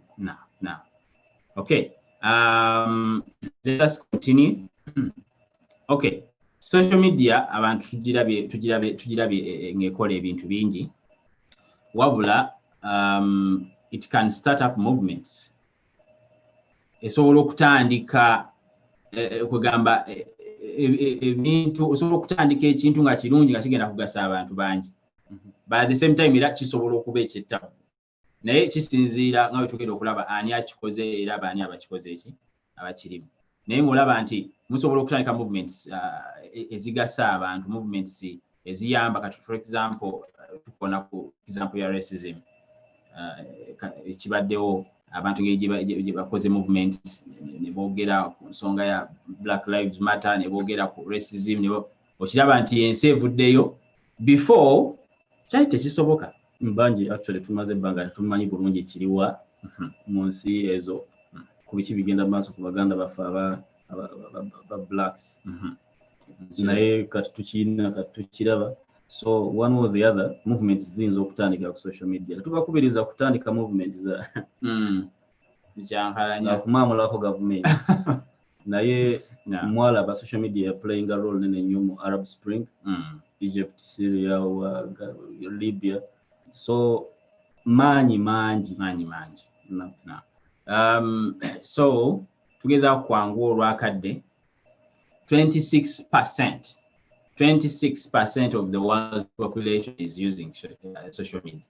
Okay, enamba ebeera nnene katugigezeeko okugibalaga mu bufunze. Miliyoni 41 ez'abantu abakozesa Twitter mu Brazil. Can you imagine millions of people using Twitter? Uganda yonna. Uganda yonna. Abantu abenkana bali mu Uganda bakozesa Twitter. Yes. Ate bano ba 90 million abakozesa Facebook mu India. Enamba ebeera nnene seeko okugifuna. Neighbor waffe yuyo 3.6 million Kenya wali anti abakozesa Facebook. So really Facebook, I mean social media ekola ebintu bingi. Wawe wetegereza mu Jamaica health workers bakozesa social media okuba nti basharinga ebintu ebikwatagana ku HIV. Abantu baleme kulwala mukoze mu kyokuba nti mwekuuma, mukoze mu kyokuba nti mwewala ne butalwala. Olabe nti ne COVID-19 kenyini. Very good. Gamba emikutu gino gye twogerako gikoze kinene nnyo mu kututegeeza tuyambaganye tutya n'okukuumagana tutya muki okuuma obulamu bwaffe. Kati kintu kikulu nnyo nga bwe mukiraba kitambula era ojja kulaba nga ne da'wa bwe tuba tukizaayo ku da'wa n'okuweereza obusiraamu amaanyi nnyo ge tuyinza okutapinga oti mu social media. Bw'olaba mu Mexico citizens bakozesa social media okuba nti bareportinga abantu abakozesa drug. Kugamba olaba nti kiyambako ate nga tukimanyi mu ddiini mukhadirat n'ebintu ebikyankalanya obwongo biri haram. So banga abantu basobola okukozesa social media okuba nti bagezaako bimalawo bikendeere. Kitegeeza nti ekintu kino kibaamu omulamwa era abasiraamu tuba tulina okukikozesa naffe obulungi. Mu India waliwo website bagiyita I paid a bribe, okiraba nti bagikozesa okureportinga corruption. Now wala corruption wali osobola omuteekayo, you protected and you can report. So kiraba nti ate nga rishwa tugimanyi nnyo mu ddiini yaffe ey'obusiraamu. Enguzi ne president waffe Uganda abali Uganda mulabe ennaku zino ali bubi nnyo corruption. Mwalaba emabegakaawo myaka si mingi abantu be baraisinga fundraisation ya Syria kuyamba abaana n'abantu abaali bafunye obuzibu. So social media, it was a movement naye ebirungi ebyavaamu mwabiraba. China newankubadde osobola okulaba nti ebirungi bingi bye tusobola okukozesa social media biki naye osobola okulaba nti era abantu bakozesa nnyo social media ate mu ngeri endala eyinza okukola ki okukosa obulamu bwabwe. Oba weetegereza ebigambo ebisinga okukozesebwa ku social media China it is sex 18 plus Muslim kikina kyekitegeeza ekyo kiba kina kyekitegeeza okuba nti kigambo Muslim naye nga tusaba Allah kibeere kirungi beere bulungi bwereere okuba nti eddiini yetambula era abaddu be nga bagezaako okugitegeera ne bakonvatinga na bulungi. N'ebigambo ebirala bingi nnyo ebikozesebwa ku social media. Uganda mugimanyi bulungi nnyo bwe monitoring kuba nti ensi evaayo n'egamba nti katwetegereze tumonitoringe ebiba bigenda mu maaso. Kiba kitegeeza nti it's something big kuba nti gavumenti evaayo n'ekiwa attention. Ate si yokka ensi ezisinga obungi ezimonitoringa social media kati abadde point eri mu kuba nti tujjayo ebintu bino bwe tuti kwe kulaga omuntu abadde alowooza nti gukyali muzannyo nti ekituufu kiri nti twayingira dda mu mulembe omupya ate abategeera amaanyi aga kino kye tuli mu kwogerako nga gavumenti batandika dda okumonitoringa era bakimanyi nti ekintu kiki kizibu nnyo. So tukoowoola buli muntu yenna okuba nti yeegatta ku social media ku internet generally naddala mu gundi zetugenda okubagamba eza daawa n'okusoma obusiraamu bwo obeere nga wooliwo obusanga. Okay. Vietnam kasitogezaawo ku kisaizinga gavumenti bakuba fine ya $15. So social media is really something kye tulina okukola ki okuba nti we are conscious about what we are doing. A very important point here. Abantu bangi nnyo tebannaba kubeera nti baconnectinga ku social media. Okay. Era olaba study eraga nti 4.4 billion people cannot connect. Enamba ebeera nnene funa bulungi naye tekitegeeza nti enamba etali connected nayo ntono. Wetegeeza Europe 75% bali online. 75% mu Europe bali online. Bwe wetegereza Africa it is the opposite. 16% be bali connected. Ekyo kiina kyekiraga naye nga katusabe Katonda ffe tusookeyo abalala batusange nga twateekateeka ddaki social media ennungi gye bajja okuba nti baganyirwamu naye nga Africa we are not performing very well inshallah. I think this study is of course the numbers change and they grow every day. Sigala zikyuka ja kusanga there is a great improvement inshallah. Abantu 48% abantu abali ku nsi kuno they are not connected to the internet olw'ensonga nyingi ze batera okuwa costs imbizi nyingi relevance muri makuru egamba ebintu bya tekinologi ebyo sibitegeera bulungi n'ennimi kati waliwo ayinza okubeeyo n'agamba baseka boogera nnyo oluzungu mu gundi sibitegedde bulungi gamba omuntu afunayo ekikoze eki ekimukwata ate waliwo ajja n'agamba mwogera nnyo oluganda ffe tetutegeera so ebintu ng'ebyo eyo tetuliiyo ffe. Okay. Njagala kubalaga how powerful social media is growing. Mu China mu 2008 abantu 17, this is very important, 17 million ez'abantu na bulungi bali connected and they had mobile smartphone, they are connected. Right now, let me say that in 2013 the number gyali against 464 million people. Kati tuli mu 12. How much has it grown? So kiraba speed abantu kuba adopting ya social media ne internet is very high. Ere kuira ku speed ya kika kya waggulu. But bituyinza okumaliriza nabyo tuwunzika ensonga eyo. The social media does have the power to change the world.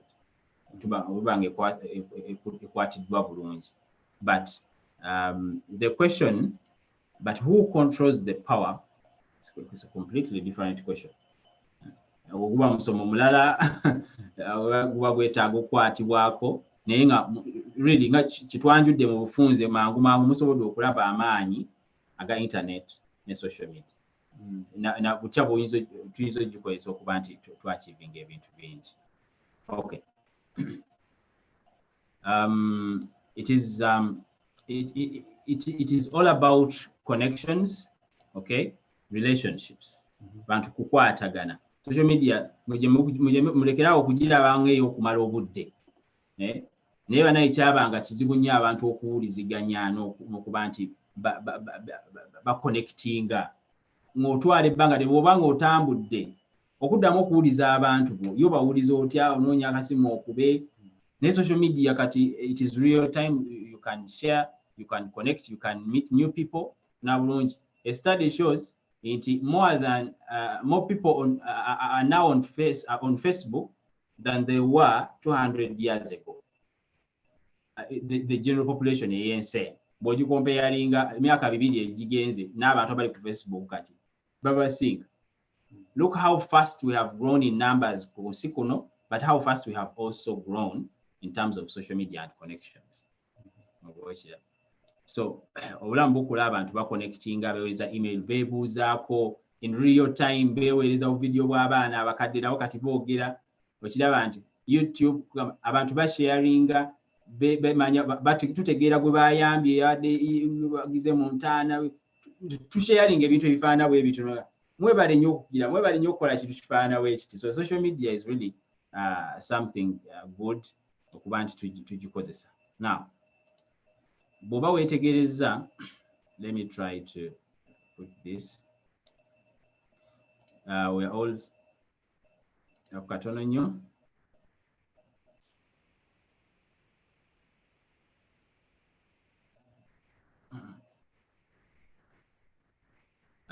Society abantu bakozeseza nnyo social media okuba nti baconnectinga nga omulaba research tuyise mbufunze 1.2 billion people worldwide use social media okuba nti baconnectinga. Abantu bakoze movements nyingi mugezaako okuyamba abantu, charity, okay. Research ndowooza simaba bamwamulabye wali nga bagamba nti amasimu agali ku nsi kati mangi n'okusinga obuswaki. amasimu agali ku nsi kuno mangi n'okusinga kati obuswaki abantu bwe bakozesa okusenya. You understand? But we can really turn this around. Ne tukozesa gundi social media, we could use these into powerful stories of human connection. Tusobola okukozesa social media okuba nti tuconnectinga era ne tuzifuula stories ezisobola okumuvinga abantu yonna gye bali ne beegatta ku idea ennungi esobola okugasa. ate nga tewali idea esinga busiramu. Tewali idea so tuba n'ekigambo idea kikozeseza lwakuba kyekibadde tuli mu kwogerako naye eno system namba. So tusobola okukozesa amaanyi gano nga ThurayyaIslamMedia, Soul Cocktail, Umma Connect ne bannaffe abalala bali mu kukola emirimu gye tufa okuba nti tukwata communities ne tutuusa obuvunaanyizibwa Allah tabaraka wa taala bwe yatukwasa obw'okutuusa message balagh. Okay, now okay, nga tumaliriza okay, tuyite mu bufunze mangu budde tebujja kutusobozesa. Abantu bayambye bawa sadaka, bagabirira. Yeah, that's Ita Charity Foundation. Bamu ku partner baffe nga Soul Cocktail ebadde mu quarantine. Yeah, abantu nga bali mu mbeera mbi. Olaba nti sadaka yagenze mu maaso naye campaign yabadde ku social media. Yes. So era bw'otegeeza organization zonna yonna gye muli eyo nga muwuliriza abalina charity, abalina NGOs, abalina olanga zonna zisobola okutaningibwa into something really good ne zisavinga eddiini na bulungi n'okuba nti tuweereza eddiini mu buli ngeri yonna gye tuba tusobodde. Okay, I'm really moving fast due to now our advice for you. Yeah, this is our advice for you as we conclude. Esooka create good, follow good and share good. Okay, mugezeeko okuba nti mucreatinga ebintu ebirungi ebigasa abantu, mugezeeko okufuula nti mufollowing ebintu era musharinge, share something good. Okay, ndaba nnyo you can turn your smartphone into Netflix. Bo followinga, byo likinga, byo savinga, byo later byonna bituuka ekiseera nga the notification is ofuna zisavinga gwe kuba nti okula mu ddiini, okula mu mpisa, okula mu bwongo, okula mu irimu, okula because you have set the notifications and the pages, the channels you follow, actually ndowooza abantu balina okukitegeera nti ky'oli ne wooli kati kisinziira ku quality ya information gy'oconsuming. So kyetugamba nti create good or sharing a good okole ki kitegeeza nti byonna by'oli mu kulaba ojja kutuuka ekiseera nga bwe bakugattagatta oli ebyo by'ogoberera ku social media byondya by'oconsuming. So mbeere careful ng'abasiraamu bannaffe, even the non-Muslims, olabe content ki gw'oconsuming gw'oteeka mu mutwe gwo buli lunaku, because ogenda kuba oli awo ng'ofuuse kyennyini byennyini by'olaba ebyo. Okay. Ekirala njagala okuba ku tips viral content posts ez'abantu abakola content naddala w'eddiini gezaako okusaasaanya n'abantu bonna abali abaservinga eddiini. Mugezeeko kuba nti this is a study shows nti bino bye bisinga okutambula. So anything that involves adventure Seka nga linga olaba nti Seka agenze mu kyalo agize bwati n'asangayo abantu bamuyambe. Muganda wange Seka Elias alayika yasinga kyekifaananyi kisinga mashallah akwata akalayivu n'agamba n'omukadde ono olaba nti video zira zitambula nnyo olw'ekyo abantu gundi ya adventure bajyaga ne Sheikh okuba nti agenze kukaba n'asabira abantu edduwa. Such posts zibeera adventurous naye nga kugamba zina impact ezikola abantu ate zitambula. Kati oyagala oluusi message yeetuuke tekirimbwa haramu kuba nti you find a way of making it a little bit of adventure. Then wetugenda ku comedy oteekamu oba okusesa because nabbi n'obusiraamu bukubiriza okuba nti omwanadamu ateeka essanyu ku feesi ya muganda we ne mu mutima gwe. Tekigaana kuba nti ofuna engeri gy'omakingamu abantu ne bamwenyeebanga. Your package message yo nebanga erimu kusanyuka. Eddiini si kunyiiga bunyiizi ne tuleeta message enkambwe n'eyabya social media. No. Tubeere bantu abasaasaanya essanyu mpola mpola. Si kuwakangandaaliza abantu bawulira nga Seka nga tuli bubi oteekamuko okusanyu mpola mpola.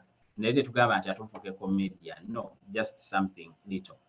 Emotions. Anything emotion. Kiri very powerful. Nimanyiza teso bano manyiza story bano banyumiza ekyabadde bano manyiza story y'abantu. So anything emotional really moves, inspirational, kibazaamu amaanyi. Surprise, yola video bwa posting ayaguze bwe ne butambula nnyo. Oba oli ne bawulira n'agwa mu swimming pool mazi ne gakola kata. So ebintu ne ku side y'eddiini you can surprise people with some things ebisobola okubayamba. Bwe twogera ku ddiini abantu bayinza okulowooza tutegeeza aya yokka naye obusiraamu bulamu bwo bwonna buli kyokola kakasa nti kiri mu boundaries za ddiini. Kati gwe okukisharinga mu mbeera y'obuvunaanyizibwa bw'oba oleeta enniya ennungi ojja kukifunamu empeera. Singa oteekayo ka vidiyo nga kalimu bukapa naye nga olaga okuyisa obulungi ebisolo n'eddiini nga bwe tusomesa okuba nti tweyisa bulungi eri ebitonde ebirala ojja kukifunamu empeera ate nga kigoyinza even viral. Kati otereza butereza nniyayo tetwagala obategeeza nti toteekayo kitajja kutambula.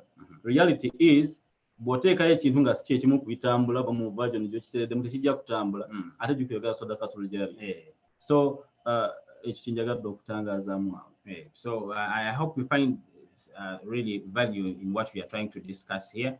Our advice okuba nti tubakubiriza to have that social media time. Obeerako konakadde at least nezibeera ddakiika nebeera ssaawa nga you're not on social media, it is your time. Good devil. Okay. Tuwunzike. But all these are because we want to feel. Adventure, inspiration, smart comedy, that all mean how we want to feel something. So this is a very important part. Bobo yagala video yo oba musomo gombutufu gukyusa abantu era gubagase. Ask yourself, how do you want people to feel after they watch your video? How do you want people to feel after they read your post? How do you want people to feel after they listen to your audio? Kugamba, we really have to tetuchikola kuba nti bantu bafiiringe atuchikola kulwa Allah, but inna Allah tayyib. Tunakuwaza ate baddube funa ngeri manya nti wangenda ku recordinga kino njagala mbutufu abantu bawulire batya then bakole ki ekiyinza okubayambako okutuuka maaso ga Allah ng'abasiimye. Ensonga lwaki Martin Luther King yagamba nti people who really need peace should focus on getting more organized as well as people who need war do. Ng'olaba abantu abakyankanya abagala okukola entalo babeera organized abo sebo boolaba. Olubeera eno nga mulowooza mukola dda wamu naye abawalana n'abagala okugira eddiini ekifaananyi ky'obusa bali organized. So people who want really to peace n'okukyusa ensi eno n'okuba nti mu inspiring abantu n'okuba nti musomesa eddiini era abantu baganyulwemu, we have to get organized. Yeah, tulina okuba serious and organized. Kagamba nze kinziza nnyo ku nsonga ya Thurayya gye tuli mu kugezaako okuba nti tu encouraging abantu okusondera ssente eya studio.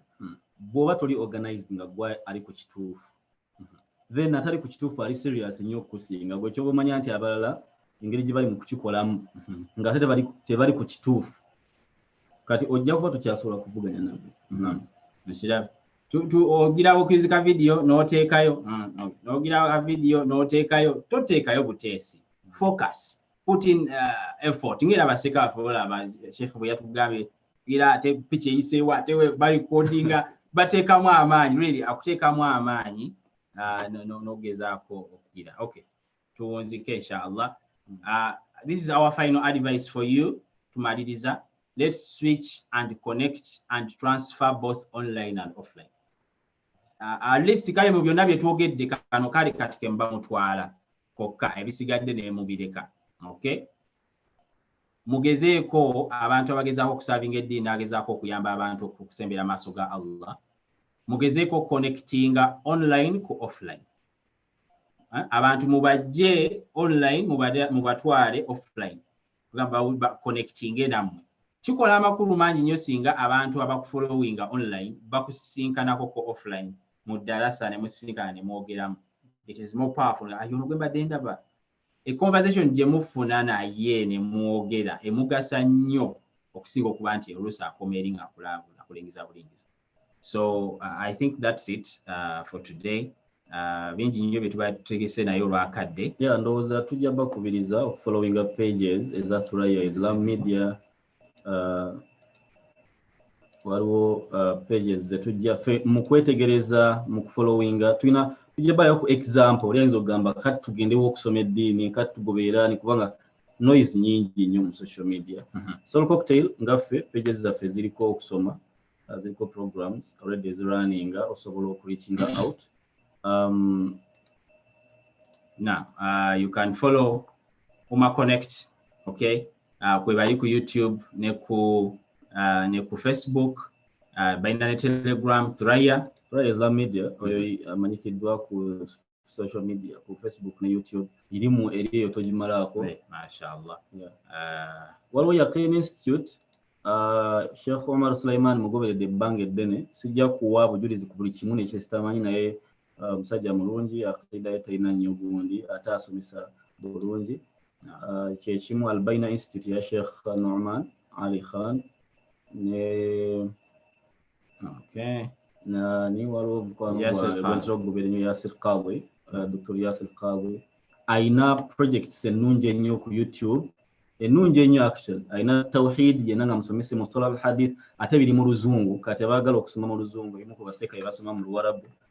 Mugende nga mugoberera abantu nga bano nga kwotadde ne pages za Sheikh baffe Imam Chayuni, Sheikh Kiti ne Sheikh abali mu Uganda bonna, tusigale nga tusoma nga tukozesa social media bangi twejjeko stigma oyo gwe batuteekako nga kiringa ekibi kiringa ekikoze eki awo twavuddewo. Mashallah. Bangi bantu baba pages nyingi ez'obusiraamu mashallah. Mwina gye muli the reminder ihsan manyi naye nga bonna bagezaako okusavinga ddiini ya Allah inshallah. Ndowooza tujja kuwunzika tujja kukomaawo. N'abalala bajja kusharingako mu chat pages ze bamanyi nga za buvunaanyizibwa bayinza okuzisomako. We had a lot to share, really. We had a lot. Naye nga bumanyi ate you have to respect time. Katono naye nga kalimu sikufiira ku bantu ebisigadde inshallah tujja kufuna obudde era obuli awo twongere okubisharinga waliwo apps zetubali twagala okusharinga namwe eziri powerful ndoza tujja biteka mu ka PDF oba tujja kukwata link tuziteeke mu description za video zino inshallah so musobole okubisinkana nga bibagasa waliwo app gye tumanyi eri very powerful but batono nnyo abagimanyi someone mentioned Dr. Zakir Naik bantu batono nnyo abagimanyi naye nga esomesa ya salna sobola okutambula nayo bulungi nga bintu bingi nnyo saba Allah kize tugezaako okubisharinga namwe. Alright, Seka, I think musomo mulungi nnyo ofunye messages wano eziraga nti abantu basiimye naye tulina okuba tunzika kubanga twayagadde nnyo nga tutunula kugenda mu Maghrib tufune mukadde waffe ow'ekitiibwa Sheikh Abdulkarim Mugendera nja kumusaba bakwali atwalire ku salaam tetugenda kukkiriza bibuuzo ffe ebibuuzo ndoza mujja kubibuuza abanaddako oba ng'olina kyotategedde oba nakyoyagala okumanya naye saawa no ya Sheikh Abdulkarim sebo mukama mukadde waffe kooli badde musaba obe ku salaam.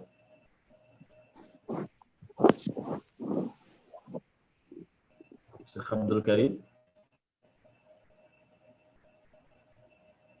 السلام عليكم ورحمة الله وبركاته. وعليكم السلام ورحمة الله وبركاته. أهلا وسهلا. مرحبا نسيم يباولي يا شيخ ما شاء الله. الحمد لله. محاضرة قدموا بارك الله فيكم. سبع الله بويو سبع الله بوبلون في الدنيا والآخرة.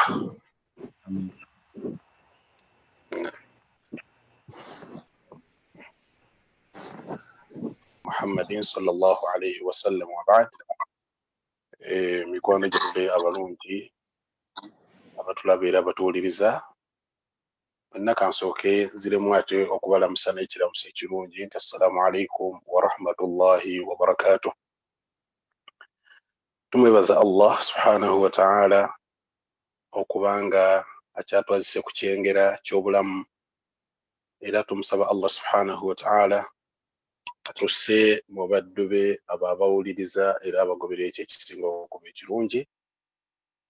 Yakuzzaako okwebaza baganda baffe aba Thurayya barakallahu fikum jazakumullahu khaira fi dunya wal akhirah okuteekateeka embeera efaananako ng'eno y'okwongera okwejjukanya mu ddiini ya Allah subhanahu wa ta'ala. Tusaba Allah subhanahu wa ta'ala abawo bulungi kuno ku dunya ne ku akhira.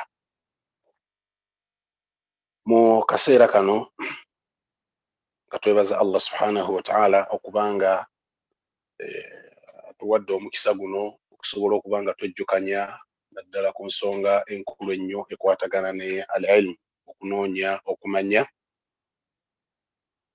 nga omulamwa guno ogwategekeddwa baganda baffe tusaba Allah subhanahu wa ta'ala osasulemu obulungi.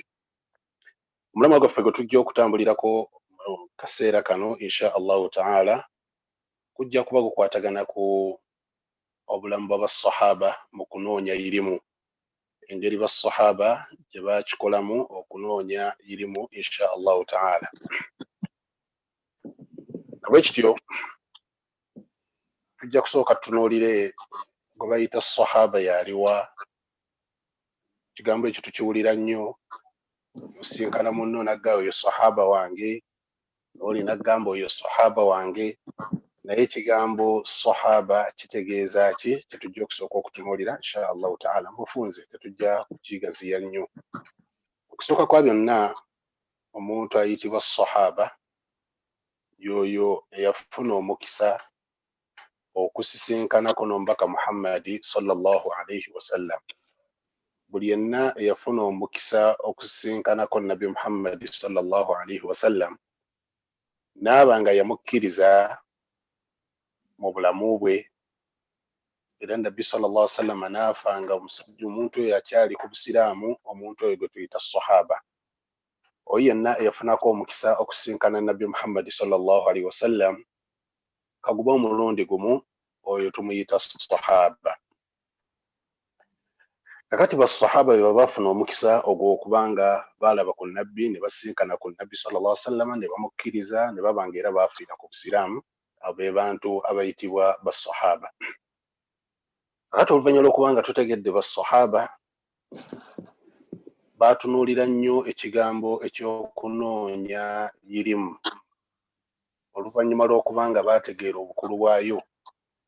nti omuntu yenna mu nsi muno okubalibwa ng'oli wa kitiibwa, okubalibwa ng'oli wa bbeeyi, oteekeddwa okuba nga osala amagezi gonna okulaba nga wejjako obutamanya. Ye yali embeera y'abasahaba ba Nabbi Muhammad sallallahu alaihi wasallam, baalulunkanira nnyo ensonga ey'okwejjako obutamanya. Nga mu kunoonya okumanya kwe baanoonyamu irimu kyasinzirya ddala okuva ku Nabbi Muhammad sallallahu alaihi wasallam. Banaye bwe tuze mu Qur'an al-Karim, Allah tabaraka wa ta'ala mu bimu ku bintu byakubiriza Nabbi Muhammad sallallahu alaihi wasallam okubanga amusaba abimwongere, yagambanga nti waqul rabbi zidni ilma, ayi Allah nyongera okumanya. Allah tabaraka wa ta'ala yakubiriza Nabbi Muhammad sallallahu alaihi wasallam abenga amusaba okumwongera tebayita irimu. Era tukakasa bulungi nti Nabbi Muhammad sallallahu alaihi wasallam a'lamu an-nas billah, ye muntu akyasinga abantu bonna okumanya Allah tabaraka wa ta'ala. Era ye muntu akyasinga abantu bonna okutya Allah subhanahu wa ta'ala. Nga bw'akitugamba sallallahu alaihi wasallam, ana a'lamukum billah wa akhshakum lah, nze mbasinga okumanya Allah ate era nze mbasinga okutya Allah subhanahu wa ta'ala. Nabwe kityo basahaba bano baafunira ddala irimu nga bajjijjira ddala ku nsulo entuufu, nga bwe tugenda okubanga tulambulula ensonga eno insha Allahu ta'ala. Nga mu musomo gwaffe guno gwe tuteeseteese tugenda kubanga tuleetayo kubamu ku basahaba, tutunuulire tulabe engeri gye baafaayo nnyo ku kigambo ky'okunoonya irimu. Kubanga buli lwe tutunuulira basahaba ba Nabbi Muhammad sallallahu alaihi wasallam, engeri gye baafaayo ne bawaayo obulamu bwabwe okulaba nga bejjako obutamanya, kyongera buli musiraamu yenna okuba nga afissa obudde era awaayo obulamu bwe okulaba nga yejjako naye obutamanya nga basahaba ba Nabbi Muhammad sallallahu alaihi wasallam bwe baali. Era teri kyasitula basahaba kubanga bawaggulu nnyo, okubanga Allah yabawa ebitiibwa ebyo, okubanga yatuuka okugamba nti radiyallahu anhu, Allah yabasiima. Ekyabatuusa ku ddala eryo okubanga Allah subhanahu wa ta'ala yabasiima yali mbeera ya kunoonya irimu, yali mbeera ya kubanga bassaayo obudde bwabwe okubanga basoma ku Nabbi Muhammad sallallahu alaihi wasallam. Tukimanyi bulungi mu byafaayo nti Nabbi Muhammad sallallahu alaihi wasallam yabanga mukwaniriza ebibinja n'ebibinja eby'Abawarabu ebyavanga ebbali nga bijja awali omubaka Muhammad sallallahu alaihi wasallam, ng'ekibaleese yasaluuna amma yuridun min amri, ensonga ebaleeta kwe kujja okunoonya n'okubuuza omubaka Muhammad sallallahu alaihi wasallam ku nsonga ezikwatagana ku ddiini yaabwe. Beesitulanga ne bava mu bitundu eby'enjawulo, ng'ekibaleese bazze kusoma ku Nabbi Muhammad sallallahu alaihi wasallam, era nga bazze kumubuuza bwe tunaaba tumaze okusoma ki kye tuzzaako, ye abantu baffe be tuleese emabega bo tubayigiriza eki, era bagenda kuwangaala batya. Ebibuuzo ebyo bingi nnyo bye tusanga mu basahaba ba Nabbi Muhammad sallallahu alaihi wasallam. Nabwe kityo mu bamu ku abo ku basahaba be tutunuulira mulimu sahaba ono ayitibwa Abu Dharri al-Ghifari radiyallahu ta'ala anhu. Ekyafaayo kino kiri mu Sahih al-Bukhari, nga sahaba ono bwe yali tannasiramuka yasooka kuwulira mawulire gakwata ku Nabbi Muhammad sallallahu alaihi wasallam nti mu Makka waliwo omusajja Allah gwe yatumye era mubaka wa Allah subhanahu wa ta'ala, era ayina ensomesa gy'asomesa abantu.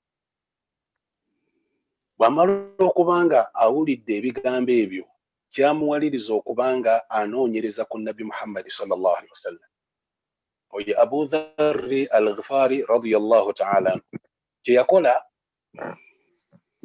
arsala akhaahu, yatuma muganda we gwe bayita Unais radiyallahu ta'ala anhu namugamba nti irkab ila hadha alwad badde njagala ofune ensolo ogende e Makka waliwo omusajja agamba nti ayina amawulire gaafuna okuva waggulu fasma' min qawlihi thumma atini genda owulirize byasomesa ebigambo bye bw'omala okuba nti obiwuliriza bw'omala okuwuliriza ebigambo bye thumma oluvannyuma ojje ewange eno gye ndi ombuulire era onsomese ku bigambo byasomesa oyo Muhammad sallallahu alaihi wasallam.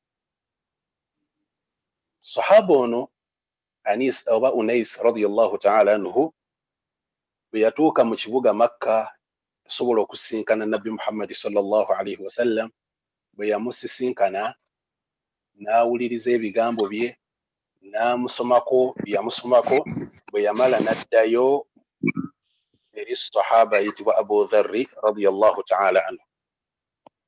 Bwe yagenda eri sahaba Abu Dharri al-Ghifari yamubuuza ekibuuzo ekigamba nti biki byozze nabyo okuva gye nakutuma.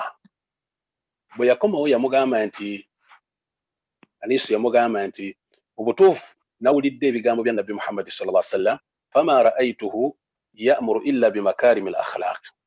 Bwe namutunuulidde bwensi bwe nemulaba nagenza okulaba nga asomesa mpisa nnungi abantu okuba nga batambulira mu mpisa ennungi era n'ebimu ku bigambo bye byayogera bigambo birungi nnyo ma huwa bishi'r si bigambo nti atontoma butontomi bigambo wabula ayogera ebigambo nga bya buvunaanyizibwa nnyo. Abu Dharri kyava mugamba nti ma shafaitani ma arat obutuufu tonkoledde kye mbadde njagala tokinkoledde.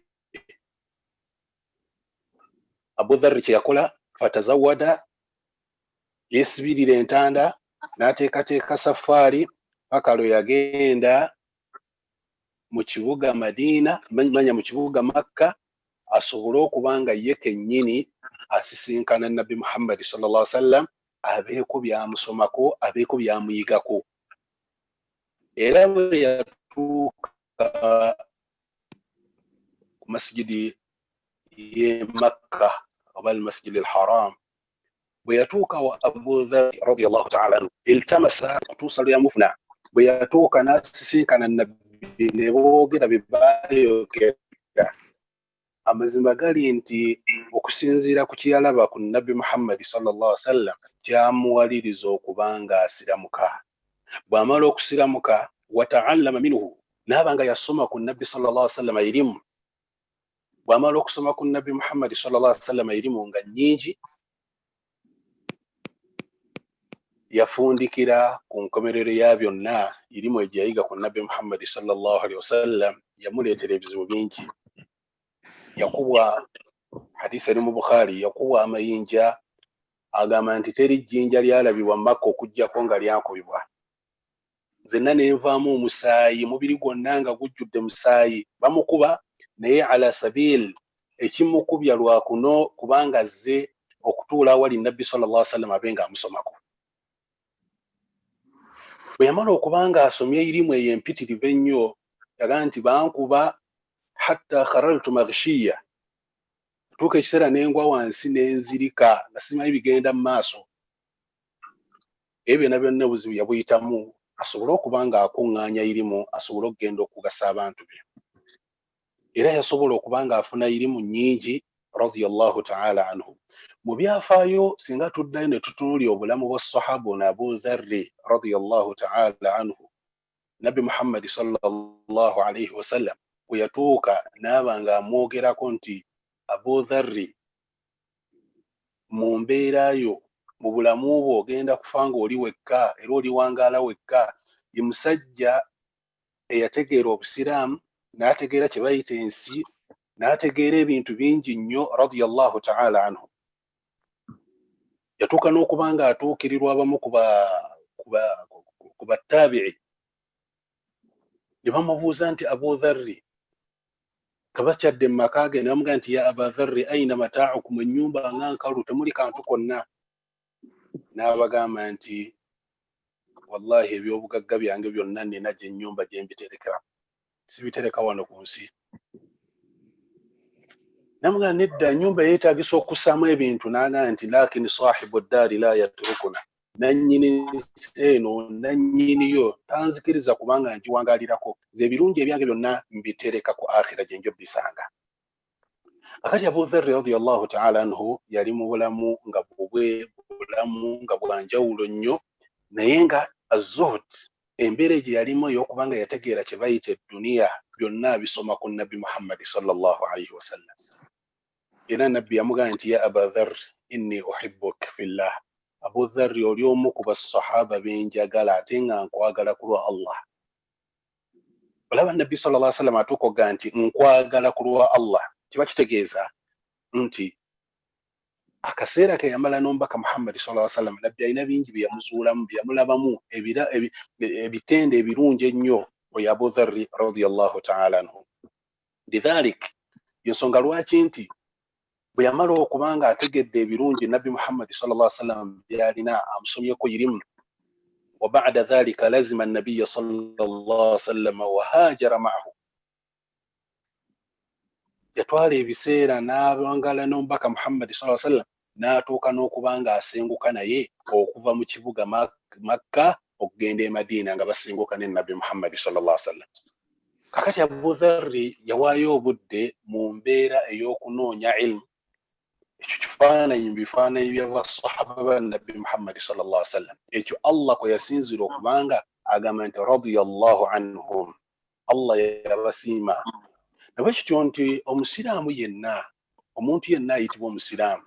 Nabbi Muhammad sallallahu alayhi wa sallam yakulaga n'akugamba nti talabul ilm fariidatun ala kulli muslim, okunoonya okumanya kyatteeka ku buli musiraamu. Oteekeddwa okutambula onoonya irimu wonna weesangibwa. Basahaba baatambuliranga irimu ne batambula ebifonga wagazi nnyo, ebifonga biwanvu nnyo, ne batambula nga bwe tugenda okulaba abamu ku bo.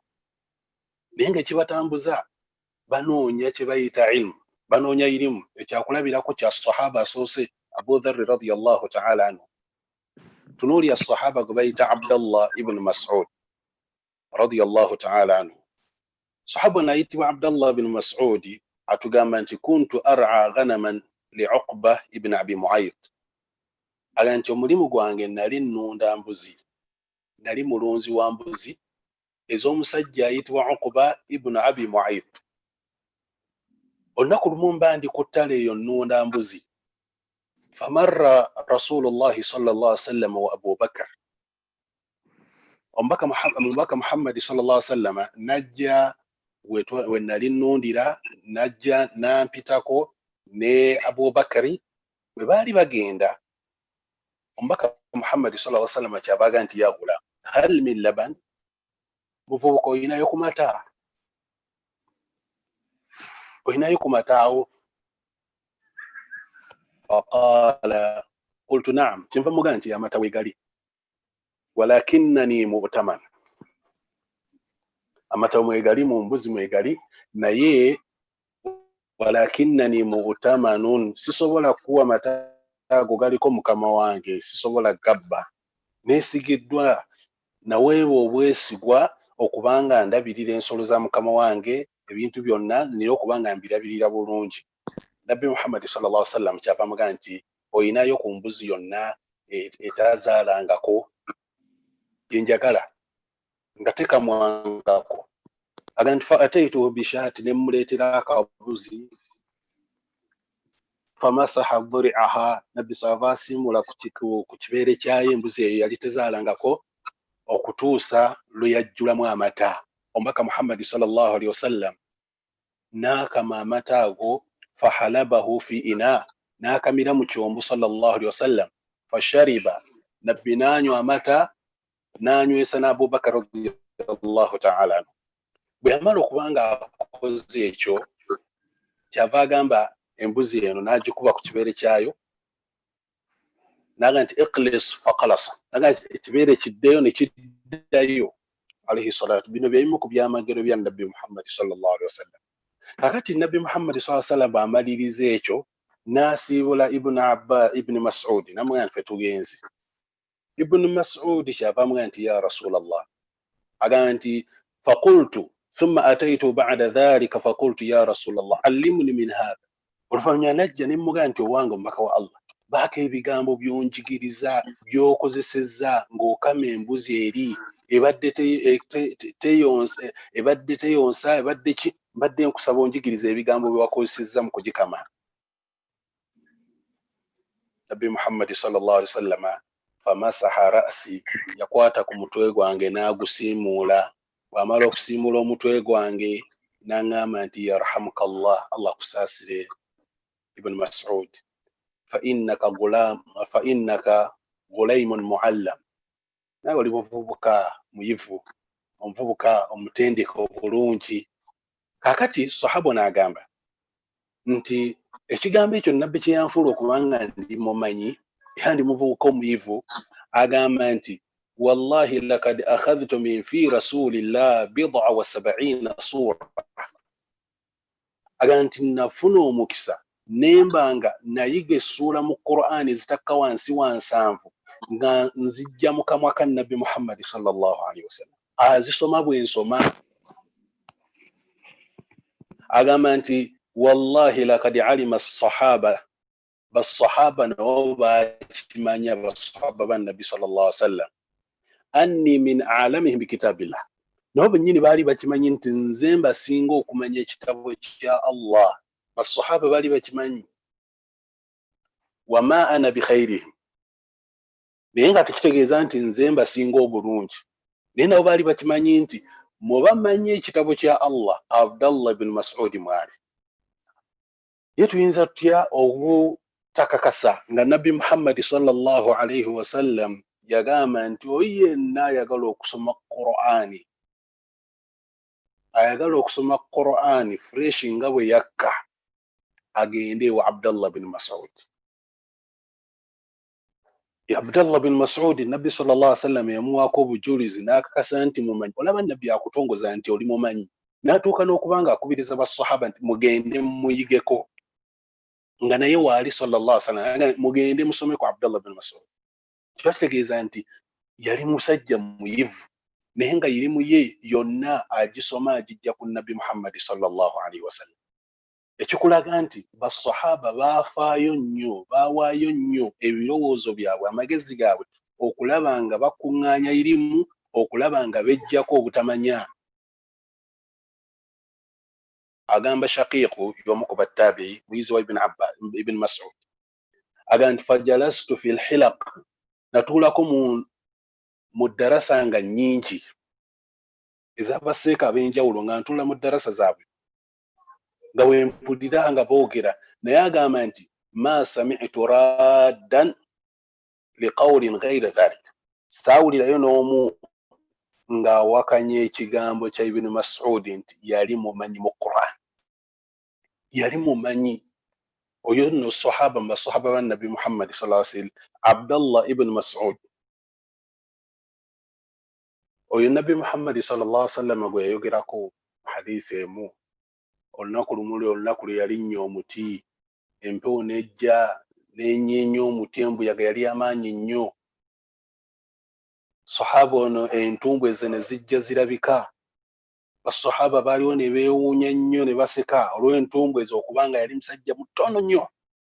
Nabbi sallallahu alaihi wasallam kyava abaga nti ata'ajabuna min saaqi ibn ummi abd, mwewuunya entumbwe za Abdullah ibn Mas'ud. N'abagamba sallallahu alaihi wasallam, wallahi entumbwe za Abdullah ibn Mas'ud zizitowa mu maaso ga Allah okusinga olusozi lwa Uhud. Entumbwe zokka ezo zizitowa mu maaso ga Allah okusinga olusozi lwa Uhud. Lwaki? Kyekizitoya omuntu, wallahi okuzitowa kw'omuntu si mubiri guno gwe guzitowa, wabula olina ekikuzitoya n'oba ng'ozitowa ng'oli muzito. Kakati mu bizitoya omuntu irimu ekuzitoya n'oba ng'oli muzito nnyo, oli munene nnyo. Mu butono bwe yalimu radiyallahu ta'ala anhu, Allah tabarak wa ta'ala yamufuulanga munene n'amufuulanga muzito Abdullah ibn Mas'ud radiyallahu ta'ala anhu naye kimufuula okuba mu mbeera efaanana bwetyo al-ilm kigambo kya kunoonya irimu kigambo kya kubanga yawaayo obudde bw'okulaba nga yejjako obutamanya. Bwe tunoonya sahaba omulala tujja kuyita mu bufunze kubanga akadde inshallah ta'ala kalabika katambula. Sahaba omulala kuba sahaba bannabbi sallallahu alaihi wasallam abaafaayo ennyo okusoma okunoonya irimu okwejjako obutamanya nga wallahi n'olwaleero luno bazito yadde baava mu duniya naye Allah subhanahu wa ta'ala akyabafudde nga banene nnyo. Mwe muli sahaba ayitibwa Abu Hurayra radiyallahu ta'ala anhu ardah. Sahaba ayitibwa Abu Hurayra amannya ge Abdulrahman ibn Sakhr. Nali Abu Hurayra baali mussaako bussa ate yali ayagala nnyo kubanga Nabi Muhammad sallallahu alaihi wasallam yali muyita namugamba nti ya Aba Hirra yali anywa kakapa kaaba nako Nabi Muhammad sallallahu alaihi wasallam n'amukazaako Aba Hirra.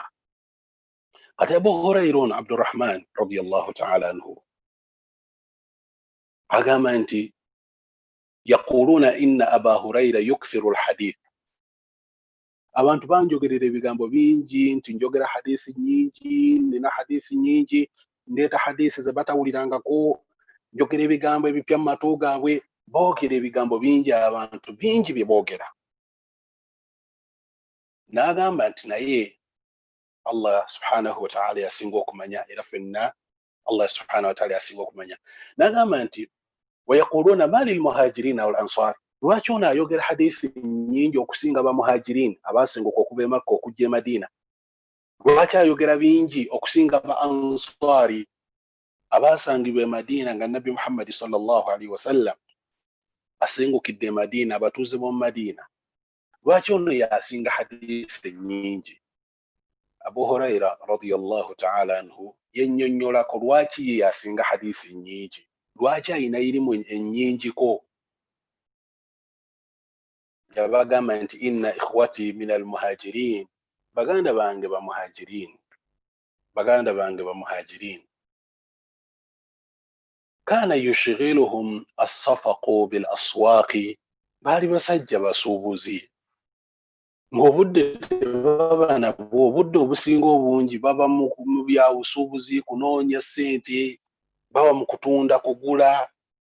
Naye ate baganda bange bano ba ansari ebiseera ebisinga obudde bwabwe baabumalanga mu nnimiro banoonya nabo ssente mu mbeera eyo. Naga nti wakuntu imra'an miskiina, naye ate nze nali musajja nga ndi maskini, musajja wattu nga ensawo si nnungi, naye nga alzamu rasulallahi sallallahu alaihi wasallam ala mil'i batni, obulamu bwange nga mpangaala nnyo n'omubaka Muhammad sallallahu alaihi wasallam, kubanga bwe ntuula waali nsobola okufuna ak'okulya, nsobola okufuna ak'okunywa. Nga bwe ntuula wali Nabi Muhammad sallallahu alaihi wasallam mufunako bingi, mufunako irimu, ne mufunako ekyokulya, ne mufunako ebyokunywa, kubanga bangi abaaleeteranga Nabi sallallahu alaihi wasallam alhadaaya nga bamuleetera ebirabo alaihi salatu wassalam.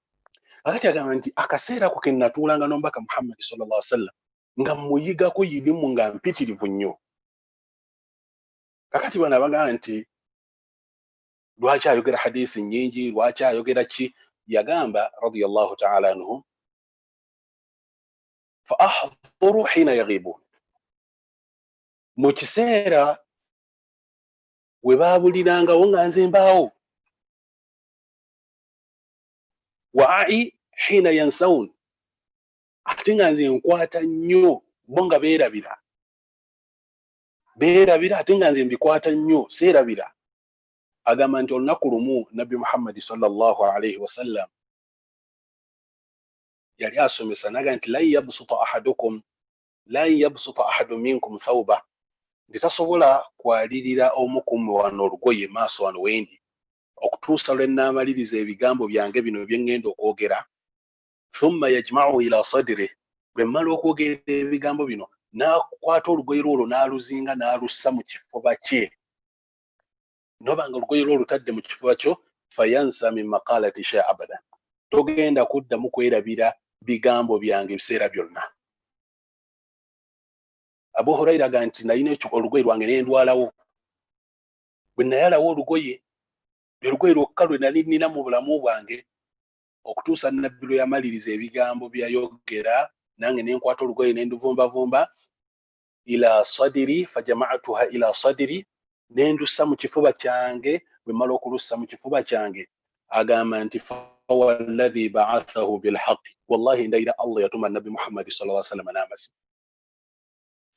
Ma nasitu min maqalatihi, sina kye nali neerabidde mu bigambo bya Nabbi Muhammad sallallahu alaihi wasallam. Ebyo byonna bye yayogera mu lunaku olwo, n'okutuusa olwaleero sina kigambo kye nali neerabidde mu bigambo bya Nabbi Muhammad sallallahu alaihi wasallam.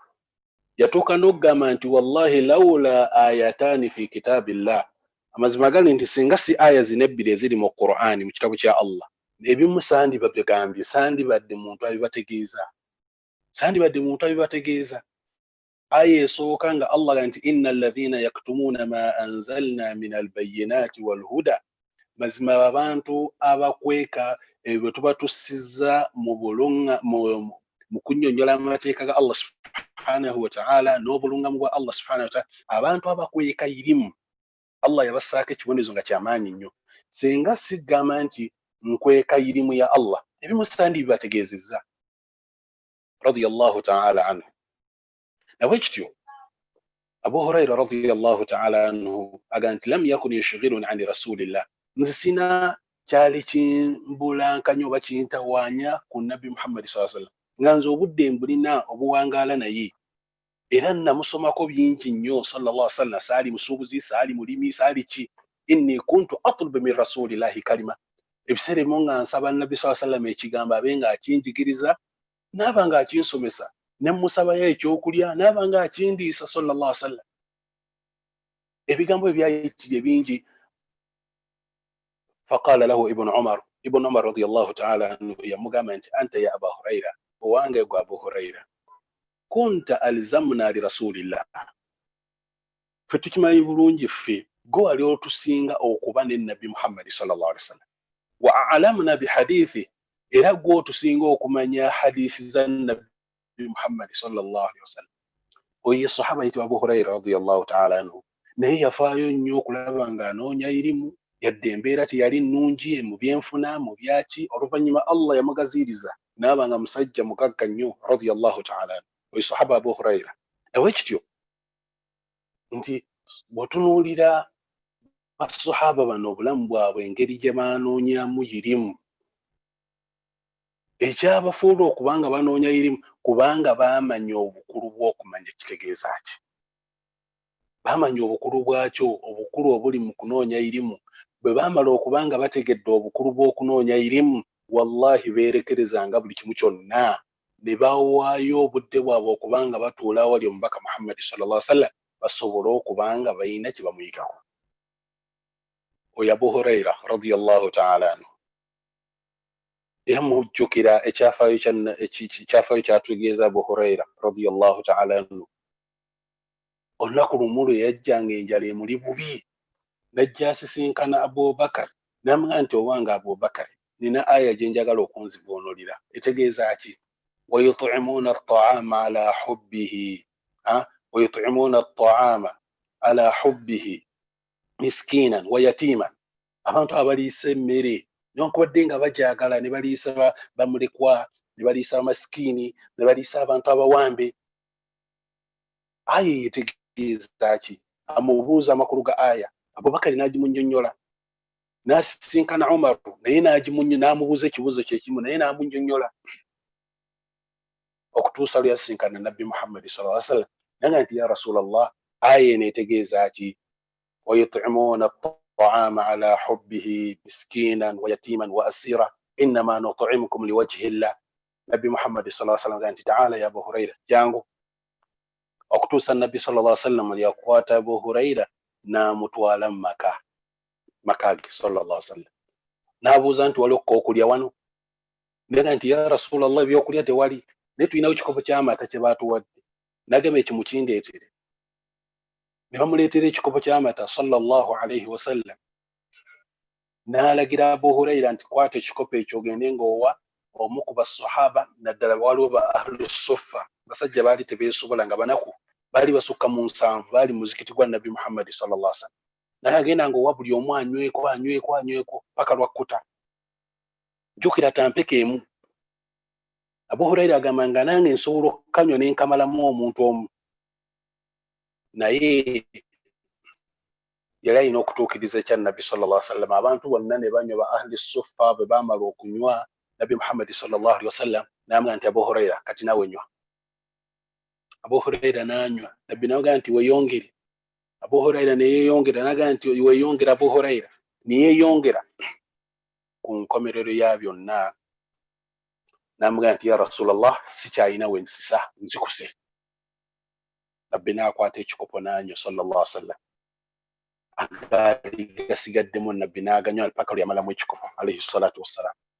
Nno mulimu ebyokuyiga bingi nnyo naye tetwagala nnyo kuyingira wala. Ekikulu ekirimu baganda bange abalungi abatulabira abatuwuliriza nti ekigambo ekikwatagana ne basahaba mu kunoonya irimu bakissaamu nnyo magezi mangi nnyo. Nabwe kityo ebigambo bino byonna ebyokuwulira bino byonna ebyafaayo bino byonna byetwogera tunoonyamu kubanga oyina okufuna abantu b'okoppa mu bulamu obwo. Kubanga buli lw'obulwako abantu b'otunuulira b'oteekeddwa okukoppa kikutegeeza nti olina okukoppa abantu abakyamu. Buli lw'obulwa abantu abalungi b'oteekeddwa okukoppa olina okukoppa abantu abakyamu. Kakati mu by'okwano okunoonya irimu okirabe basahaba ba Nabi Muhammad sallallahu alaihi wasallam. Olina bye bafaayo nkulaba nga banoonya ki ekigambo ekikwatagana na irimu nga tuhatera okuba nga tumaliriza insha Allahu taala. Tutunuulire sahaba ayitibwa Jabir ibn Abdillah. Sahaba bamuyita Jabir ibn Abdillah radiyallahu taala anhu. Atugamba Abdallah ibn Muhammad ibn Aqil rahimahullahu taala nti yawulira sahaba Jabir ibn Abdillah nga agamba balagani hadithan an rasulillahi sallallahu alaihi wasallam. Nakulumu mandi awo ne mpulira nga omuntu ayogera nti waliwo hadithi ya Nabi Muhammad sallallahu alaihi wasallam. Jukira Jabir naye sahaba. Jabir y'omu ku basahaba ba Nabi Muhammad sallallahu alaihi wasallam. Jabir radiyallahu ta'ala anhu awulira nga waliwo asomesa hadith eva ku Nabi Muhammad sallallahu alaihi wasallam naye nga agisomesa eyagiwulira ku Nabi sallallahu alaihi wasallam tali wano alina kutambula lugendo. Agamba nti bwe nawulira hadisi eyo fashtaraitu ba'ira kyampaliriza okubanga ngula eŋŋamiya. Thumma shaddadtu rahli nensiba engugu yange fasirtu ilayhi shahra. Natambula wallahi omwezi mulamba nga ngenda kunoonya hadisi emu yokka bweti. Mwezi mulamba ali mu kkubo hatta qadimtu asham okutuusa lwe natuuka eshami. Ava Madina agenda Sham. Bwe yatuukayo radiyallahu ta'ala anhu fa idha Abdullah bin Unais ngenda okulanga nsinkana Abdullah bin Unais. Faqultu lil bawab kyeva ngamba yali akuuma omulyango gwe ne mmugamba nti qul lahu Jabir mugambe nti wano ku mulyango waliwo Jabir azze ayina ensonga emuleese. Faqala ibnu Abdullah ogamba Jabir mutabanyi wa Abdullah nti yenze Abdullah Jabir mutabanyi wa Abdullah. Qultu qul lahu ya Jabir kyava mugamba nti Jabir wuno agamba nti fakharaja yata thawba. Abdullah bin Unais yafuluma mu nnyumba nga musanyufu nnyo engoye alinnyamu nninnye. Najja fa atanaqani wa atanaqtu nangwa mu kifuba nange ne mugwa mu kifuba ne tubuuzaganya. Bwe tumala okubuuzaganya fakultu hadithan balagani anka yenno ensonga endeese waliwo hadithi emu bweti baŋŋambye nti gwe wagiwulira okuva ku Nabi Muhammad sallallahu alaihi wasallam. Baŋŋambye nti gwe wagiwulira okuva ku Nabi Muhammad sallallahu alaihi wasallam. Hadithi eno ng'ekwatagana ku al-qisas okwesasuza okugenda okubaawo yawma al-qiyama. N'amugamba nti yekwe hadithi ekulese n'agamba nti khashitu an amuta qabla an asma. Allahu akbar. Yagamba nti wallahi mulinatidde okubanga ntuusibwako okufa ng'ebigambo bino sibiwulidde kuva mu ggwe. Oba ggwe okufa nga siwulidde bigambo bino yensonga lwaki ntambudde nsobole okuba nga mbyewulirira nze kennyini nga gw'obyogera. N'amugamba sami'tu rasulallahi sallallahu alaihi wasallam yaqul, nange nawulira omubaka Muhammad sallallahu alaihi wasallam ng'agamba yuhsharu nnaasu yawma alqiyama, abantu bagenda kuzuukira yawma alqiyama, aw qala alibad, oba abaddu nga bonna bonna urat, balinga bwe bazaalibwa, buli omu abaatayirirwa nga buli omu addizzaako ekitundu ekyo kyamutayirirwako, ng'abantu bonna tebalina kantu konna ke balina. Qala laysa ma'ahum shay thumma yunadihim bisawtin, agenda kubanga abakoola mu ddoboozi erya waggulu, ng'eddoboozi lino yasma'uhu man ba'uda kama yasma'uhu man qarub, nga ali ewala aliwulira ng'ono ali okumpi bw'aliwulira. Agambe nti ana almaliku ana addayyan, Allah subhanahu wa ta'ala nga bw'agamba yawm alqiyama, ana almaliku ana addayyan wala yanbaghi li ahadin min ahli an-nar, tekisoboka muntu yenna wa muliro kubanga ayingira mu muliro nga waliwo omuntu gw'abanja mu jjana okutuusa nga mmaze okwesasula, nabwe kityo teri muntu wa muliro agenda guyingira nga waliwo omuntu omujjana amubanja. Yatuuka n'ogamba sallallahu alaihi wasallam nti hatta al-latma, kalube luyi nga mukuba oluyi nga muteekeddwa okwesasula mbina okubaawo. Hadithi bwete bwejja, naye ala kulli hali kyetwagaddemu nti sahaba yatambula olugendo lwa mwezi mulamba ng'ali mu kkubo agenda e Shami kusoma. Si ekyo kyokka ng'alina okutambula omwezi omulala addeyo, emyezi 2 mu kkubo. Ekyokubiri aguze eŋŋamiya, ng'ekimuguze eŋŋamiya genda kunoonya irimu. Tekikulaga nti embeera y'abasahaba ba Nabbi Muhammad sallallahu alaihi wasallam yali ekulaga nti basajja baayagala nnyo kigambo kye bayita irimu. Naye ate ffe Allah subhanahu wa ta'ala agikugondeza otuula na butuuzi mu ddiiro, otuula butuuzi mu nnyumba yo. Irimu nebanga ekutuukako tolina na budde bwonna butambula, wabula otudde butuuzi mu nnyumba, okutta essimu yo, oli ku laptop, oli ku ki, olabula biki, irimu nebanga ekutuukako mu nnyumba. Naye tunuuli abali abaagitambuliranga. Yeffe tugenda kubanga twekwasa ki mu maaso ga Allah subhanahu wa ta'ala? Kye kibuuzo ekyebuuzibwa, tugenda kubanga twekwasa ki mu maaso ga Allah subhanahu wa ta'ala? Kubanga twebaza nnyo baganda baffe bana ba Thurayya abalina ekirowoozo ky'okubanga batuteekerateekera studio y'omulembe enaasobola okubanga esinziirwamu okubanga tuweereza irimu, okubanga abantu bafuna ekyokuyiga mu nsi yonna gye bali. Ekirowoozo ekyo tusaba Allah subhanahu wa ta'ala abantu abasinga mukigule, mulabe obukulu bwakyo, mugondeze abantu amakubo ag'okunoonya irimu. Edda irimu yatambulwanga otambula, naye kati alhamdulillah twebaza Allah subhanahu wa ta'ala nga puroguramu ya baganda baffe esooseewo ebadde ey'okulaga nti olwaleero luno Allah subhanahu wa ta'ala yatugonderezza buli kintu kyonna kiri mu mikono gyaffe. Tujja kubanga tusembayo ne hadithi ya Ibn Abbas radiyallahu ta'ala. Ibn Abbas y'omu ku bavubuka abaali ku mulembe gwa Nabi Muhammad sallallahu alaihi wasallam bwe yalabanga mwana ayagala nnyo irimu. Nabbi n'atuuka n'ogamba nti Allahumma faqihu fi ddiini wa allimhu ta'wil. Ayi Allah, fuula omwana ono kakensa mu ddiini eno, ate omuyigiriza okuvvoonola Qur'an. Olaba amuyitanga Hibru, mumanyi mu Qur'an. Ibn Abbas radiyallahu ta'ala yali mumanyi. Ibn Abbas radiyallahu ta'ala anhu hadithi egamba nti lamma qubida Rasulullahi sallallahu alaihi wasallam, agamba nti nabbi bw'amala okubanga Allah amujjuludde okumujja mu bulamu buno obw'ensi, qultu li rajuli min al-ansar, nagamba omu ku mukwano gwange ba ansar, namugamba nti owaayo maye kiriwo nti halumma nas'alu ashaba rasulillah, tweyambisa omukisa guno tubenga tunoonya irimu ku basahaba ba nabbi nga bakyaliwo mu bungi. Fa innahum al-yawma kathir, olwaleero bakyaliwo bangi nnyo. Tukozesa omukisa guno buli awali sahaba tutambule tugendengawo tumunoonyeeko irimu tumusomeko. Munange nanga nti wa ajaba laka ya Ibn Abbas, nanga nti naye gwe Ibn Abbas weewunyisa, embeera zo zeewunyisa. namugamba zeewuunyisa namugamba lwaki naga atara nnaasu yaftaqiruna ilaik golooza nti abantu bajja kwetaaga gwe kati nga basahaba bano bonna mu bungi bakyaliwo bwe bati gwe irimu eyo tolina bw'ogigeraageranya na bali totawaana tomala na budde bwo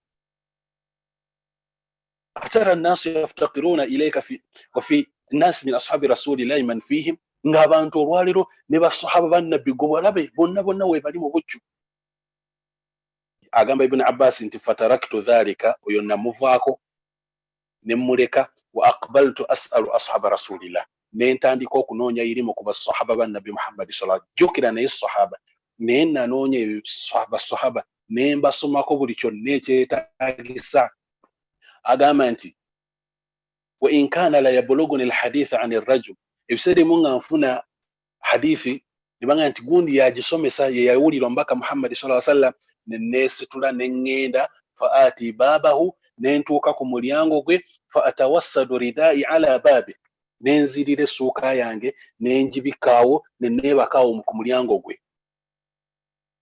ng'embuyaga ekunta nenfuna enfuufu nga mpitirivu nnyo embuyaga ya bawarabu mugimanyi kibuyaga nga mungi fayakhruju fayarani n'afulumayo n'andaba n'ambuuza nti ibn abbas namubuuza nti ibn abbas ma jaa bika kyekikuleese wano lwaki oli ku mulyango wano ibn ammi rasulillah gwe mwana wa nabbi muhammadi oli mwana wa muganda wa nabbi muhammadi sallallahu alaihi wasallam ma jaa bika kyekikuleese halla arsalta ilayya faatik ku kitiibwa kyolina singa ompise buyisi nze nenzija singa ompise buyisi nze neesitula nenzija nenkusomeseza wooli fa aqul nga ŋŋamba nti la ana ahaqu eno irimu nze nteekeddwa ogisitukira so seggo ogisitukira nze nteekeddwa okusitukira irimu eno nzije nnoonye fa asalu an alhadithi nemba nga nnoonya hadithi bwe ntyo olunaku lumu mba nsomesa nali mu ddarasa ng'abantu bakuŋŋaanye bayitirivu nnyo ibn abbas yanyumya ti nali nsomesa nga ni mu ddarasa ng'abantu bangi ddala mu bungi bw'abantu abo bandi awo nga munnange wuuyazze agenda okulaba abantu abankuŋŋaaniddeko abansomako abanjigako irimu n'agamba nti hatha alfata kad kana aqalu minni yaga nti omuvubuka oyo wallahi yali mugezi okunsingako kakati ebyo ebimu ku bifaananyi by'abasahaba bannabbi muhammadi sallallahu alaihi wasallam basahaba baali baagala nnyo irimu baali batya nnyo okubanga omuntu ayogera ekintu kyonna nga takirinaako irimu kyatayinaako irimu nga tasobola kukyogera talina ekigambo kyonna kyasobola kufulumya tunooli abubakar radiyallahu ta'ala anhu abubakari bamubuuza mu qur'ani kigambo abba kitegeeza ki wa fakihatin wa abba kitegeeza ki n'amagamaga n'atunuulira amakulu nga tegamujjira mu kiseera ekyo naye yakozesa ebigambo omuntu yenna omugezi yakozesa yatuuka ekiseera n'agamba nti ayyu sama tudhilluni ggulu ki eriyinza okubikkirira abubakari waabwe nsi kyesobola okusitula abubakari waabwe in qultu fi kitabillah bwe nabanga njogedde mu kitabo kya allah kyesiinaako irimu nga nkyogedde mu kitabo kya allah subhanahu wa ta'ala abubakari ku irimu gye yalina ba Umar basajja baali bayivu nnyo bamanyi nnyo baali bayivu nnyo nawe kino mikwano gyaffe abalungi tongera okubanga tutunuulira ku byafaayo by'abasahaba ba nabbi muhammadi sallallahu alaihi wasallam olw'ensonga nti allah subhanahu wa ta'ala yatugamba mu qur'ani ng'atutegeeza nti waman yushaqiqa rasula min ba'di ma tabayyana lahu alhuda wa yattabi ghayra sabili almu'minin omuntu oyo yenna n'abaagoberedde ekkubo eritali lyabakkiriza abakkiriza aboogerwako abaasookera ddala be basahaba ba nabbi muhammadi sallallahu alaihi wasallam be basahaba ba nabbi muhammadi sallallahu alaihi wasallam buli lwogoberera ekkubo eritali ly'abasahaba ba nabbi muhammadi sallallahu alaihi wasallam wallahi bubuze bwennyini nabwe kityo bwe tuba twagala okuluŋŋamizibwa, bwe tuba twagala okunoonya okumanya, tudde tutunuulire obulamu bw'abo abaatukulembera. Bwe tunaaba nga tutunuulidde obulamu bw'abo abaatukulembera, wallahi bulimu ebyokuyiga bingi nnyo. Olwali tutunuulidde butunuulizi, basahaba babadde babale ku nsonga y'okunoonya okumanya, naye bawayo obudde bwabwe ne basobola okuba nga banoonya okumanya. Tusaba Allah subhanahu wa ta'ala naffe atuwa irimu, atuwa okutegeera, atwongere okuba nga tutegeera, atwongere okuba nga atuwa irimu ya rabbal alamin. Tusaba Allah subhanahu wa ta'ala atusse mu baddu be abawuliriza era abagoberera ekisinga okuba ekirungi. Tumwegayirira Allah subhanahu wa ta'ala okubanga atusitula amadaala gaffe, kubanga teri kitusitula mu nsi muno okuggyako irimu Allah kwasinzira okubanga asitula ebitonde byonna. Bwe tunaaba nga twekutte ku irimu, Allah subhanahu wa ta'ala fenna ajja tusitula. Olaba yasitula bisolo ebirina irimu ku ebyo bitayina, n'asitula embwa olw'okubanga njivu ku mbwa etali njivu. Ebyo byonna Allah subhanahu wa ta'ala kusukkulumya kigambo kikwatagana irimu. Nabwe tusaba Allah subhanahu wa ta'ala an yarzuqana ilman nafi'an wa rizqan tayyiban wa amalan mutaqabbala.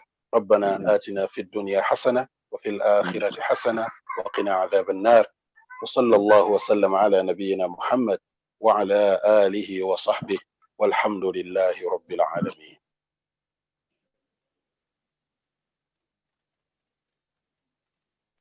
Barakallahu fikum, Sheikh. Sheikh Zaid.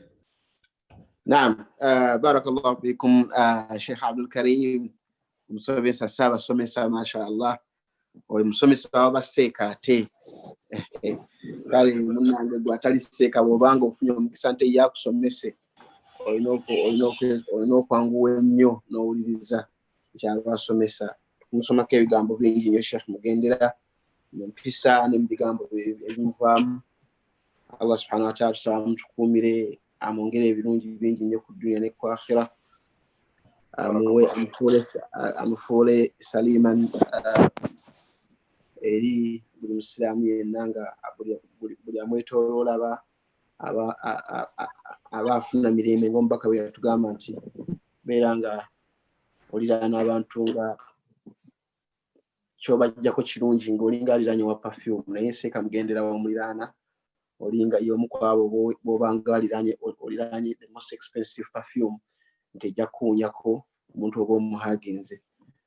Era nkukubiriza abasiraamu bonna nti Seeka Mugendera yonna ne clip ne baba bagikusindikidde giwulirize, kubanga ajja kukusomesa kyobadde tumanyi most of the time, wadde nga Seeka olina degree meka obanga naawe wadde nawe nga tusomera ku Isiraamu okugizanga Sheikh Mugendera.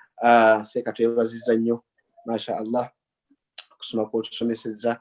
Indeed abaddu ba Allah subhanahu wa ta'ala bafunyemu nnyo, yafunyemu nnyo Sheikh okunoonya ilmu nti wadde ffe nze naawe twava mu nakale nga gye tusoma naye tetulina we twabadde. Kubanga omusajja wabanga yatambula omwezi mulamba n'apakasa n'agula eŋŋamiya ye n'amaana atambula omwezi mulamba anoonya hadisi emu nga nte yagiwulidde naye agenda gikakasa bukakasa nti owa nagiwulidde gwe wajokedde. Allahu akbar kabira. Just to confirm nti yavudde ku gwe. Allahu akbar kabira. Kale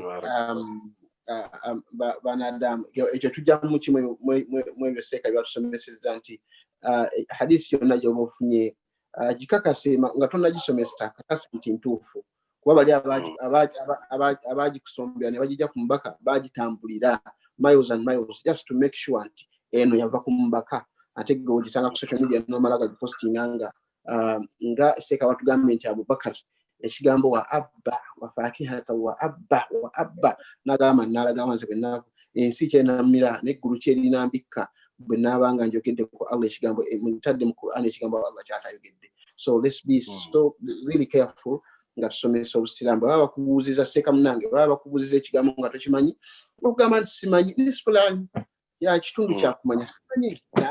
Kirungi nnyo ogambe nti simanyi, omuntu omugambe nga kambuuza abansingako. Assalamu alaikum wa rahmatullahi wa barakatuh.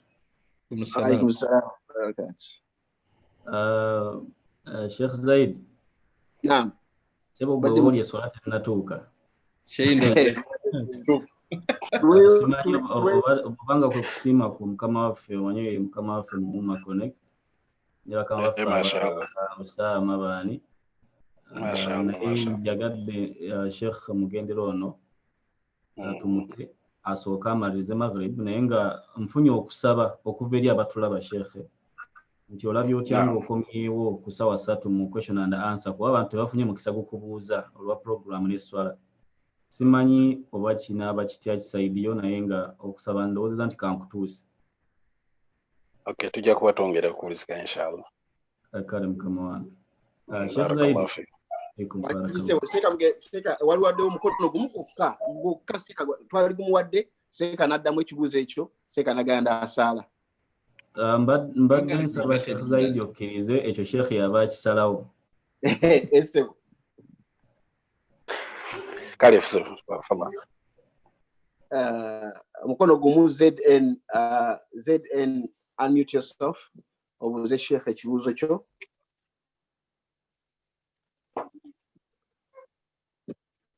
ZN Sheikh agenda kusaala, please unmute yourself obuuze Sheikh ekibuuzo kyo. Seeka alabika ono wayagwanise by mistake ndowooza. Tunaddamu inshallah Seeka tunakulinda ng'okomyewo. Barakallahu fiikum. Tweyanziza nnyo Sheikh Abdulkarim kukyazaako wano ate nga basinze platform zino tuli mu ngeri barakallahu fiikum. Tugenda inshallah kukusuubira bulyawo ku ssaawa nga 3. Njagala okutegeeza abatulaba ku social media ku platforms zonna na wano ku Zoom tugenda kuwummulamu eddakiika ezo ze mulaba ku ssaawa 1:30 tukomawo ne Sheikh Imam Ahmad Kyeyune era naye agenda kwongera okukkaatiriza ensonga ya erimu n'omulamwa gwe mugenda okutegeera. Mbadde nsaba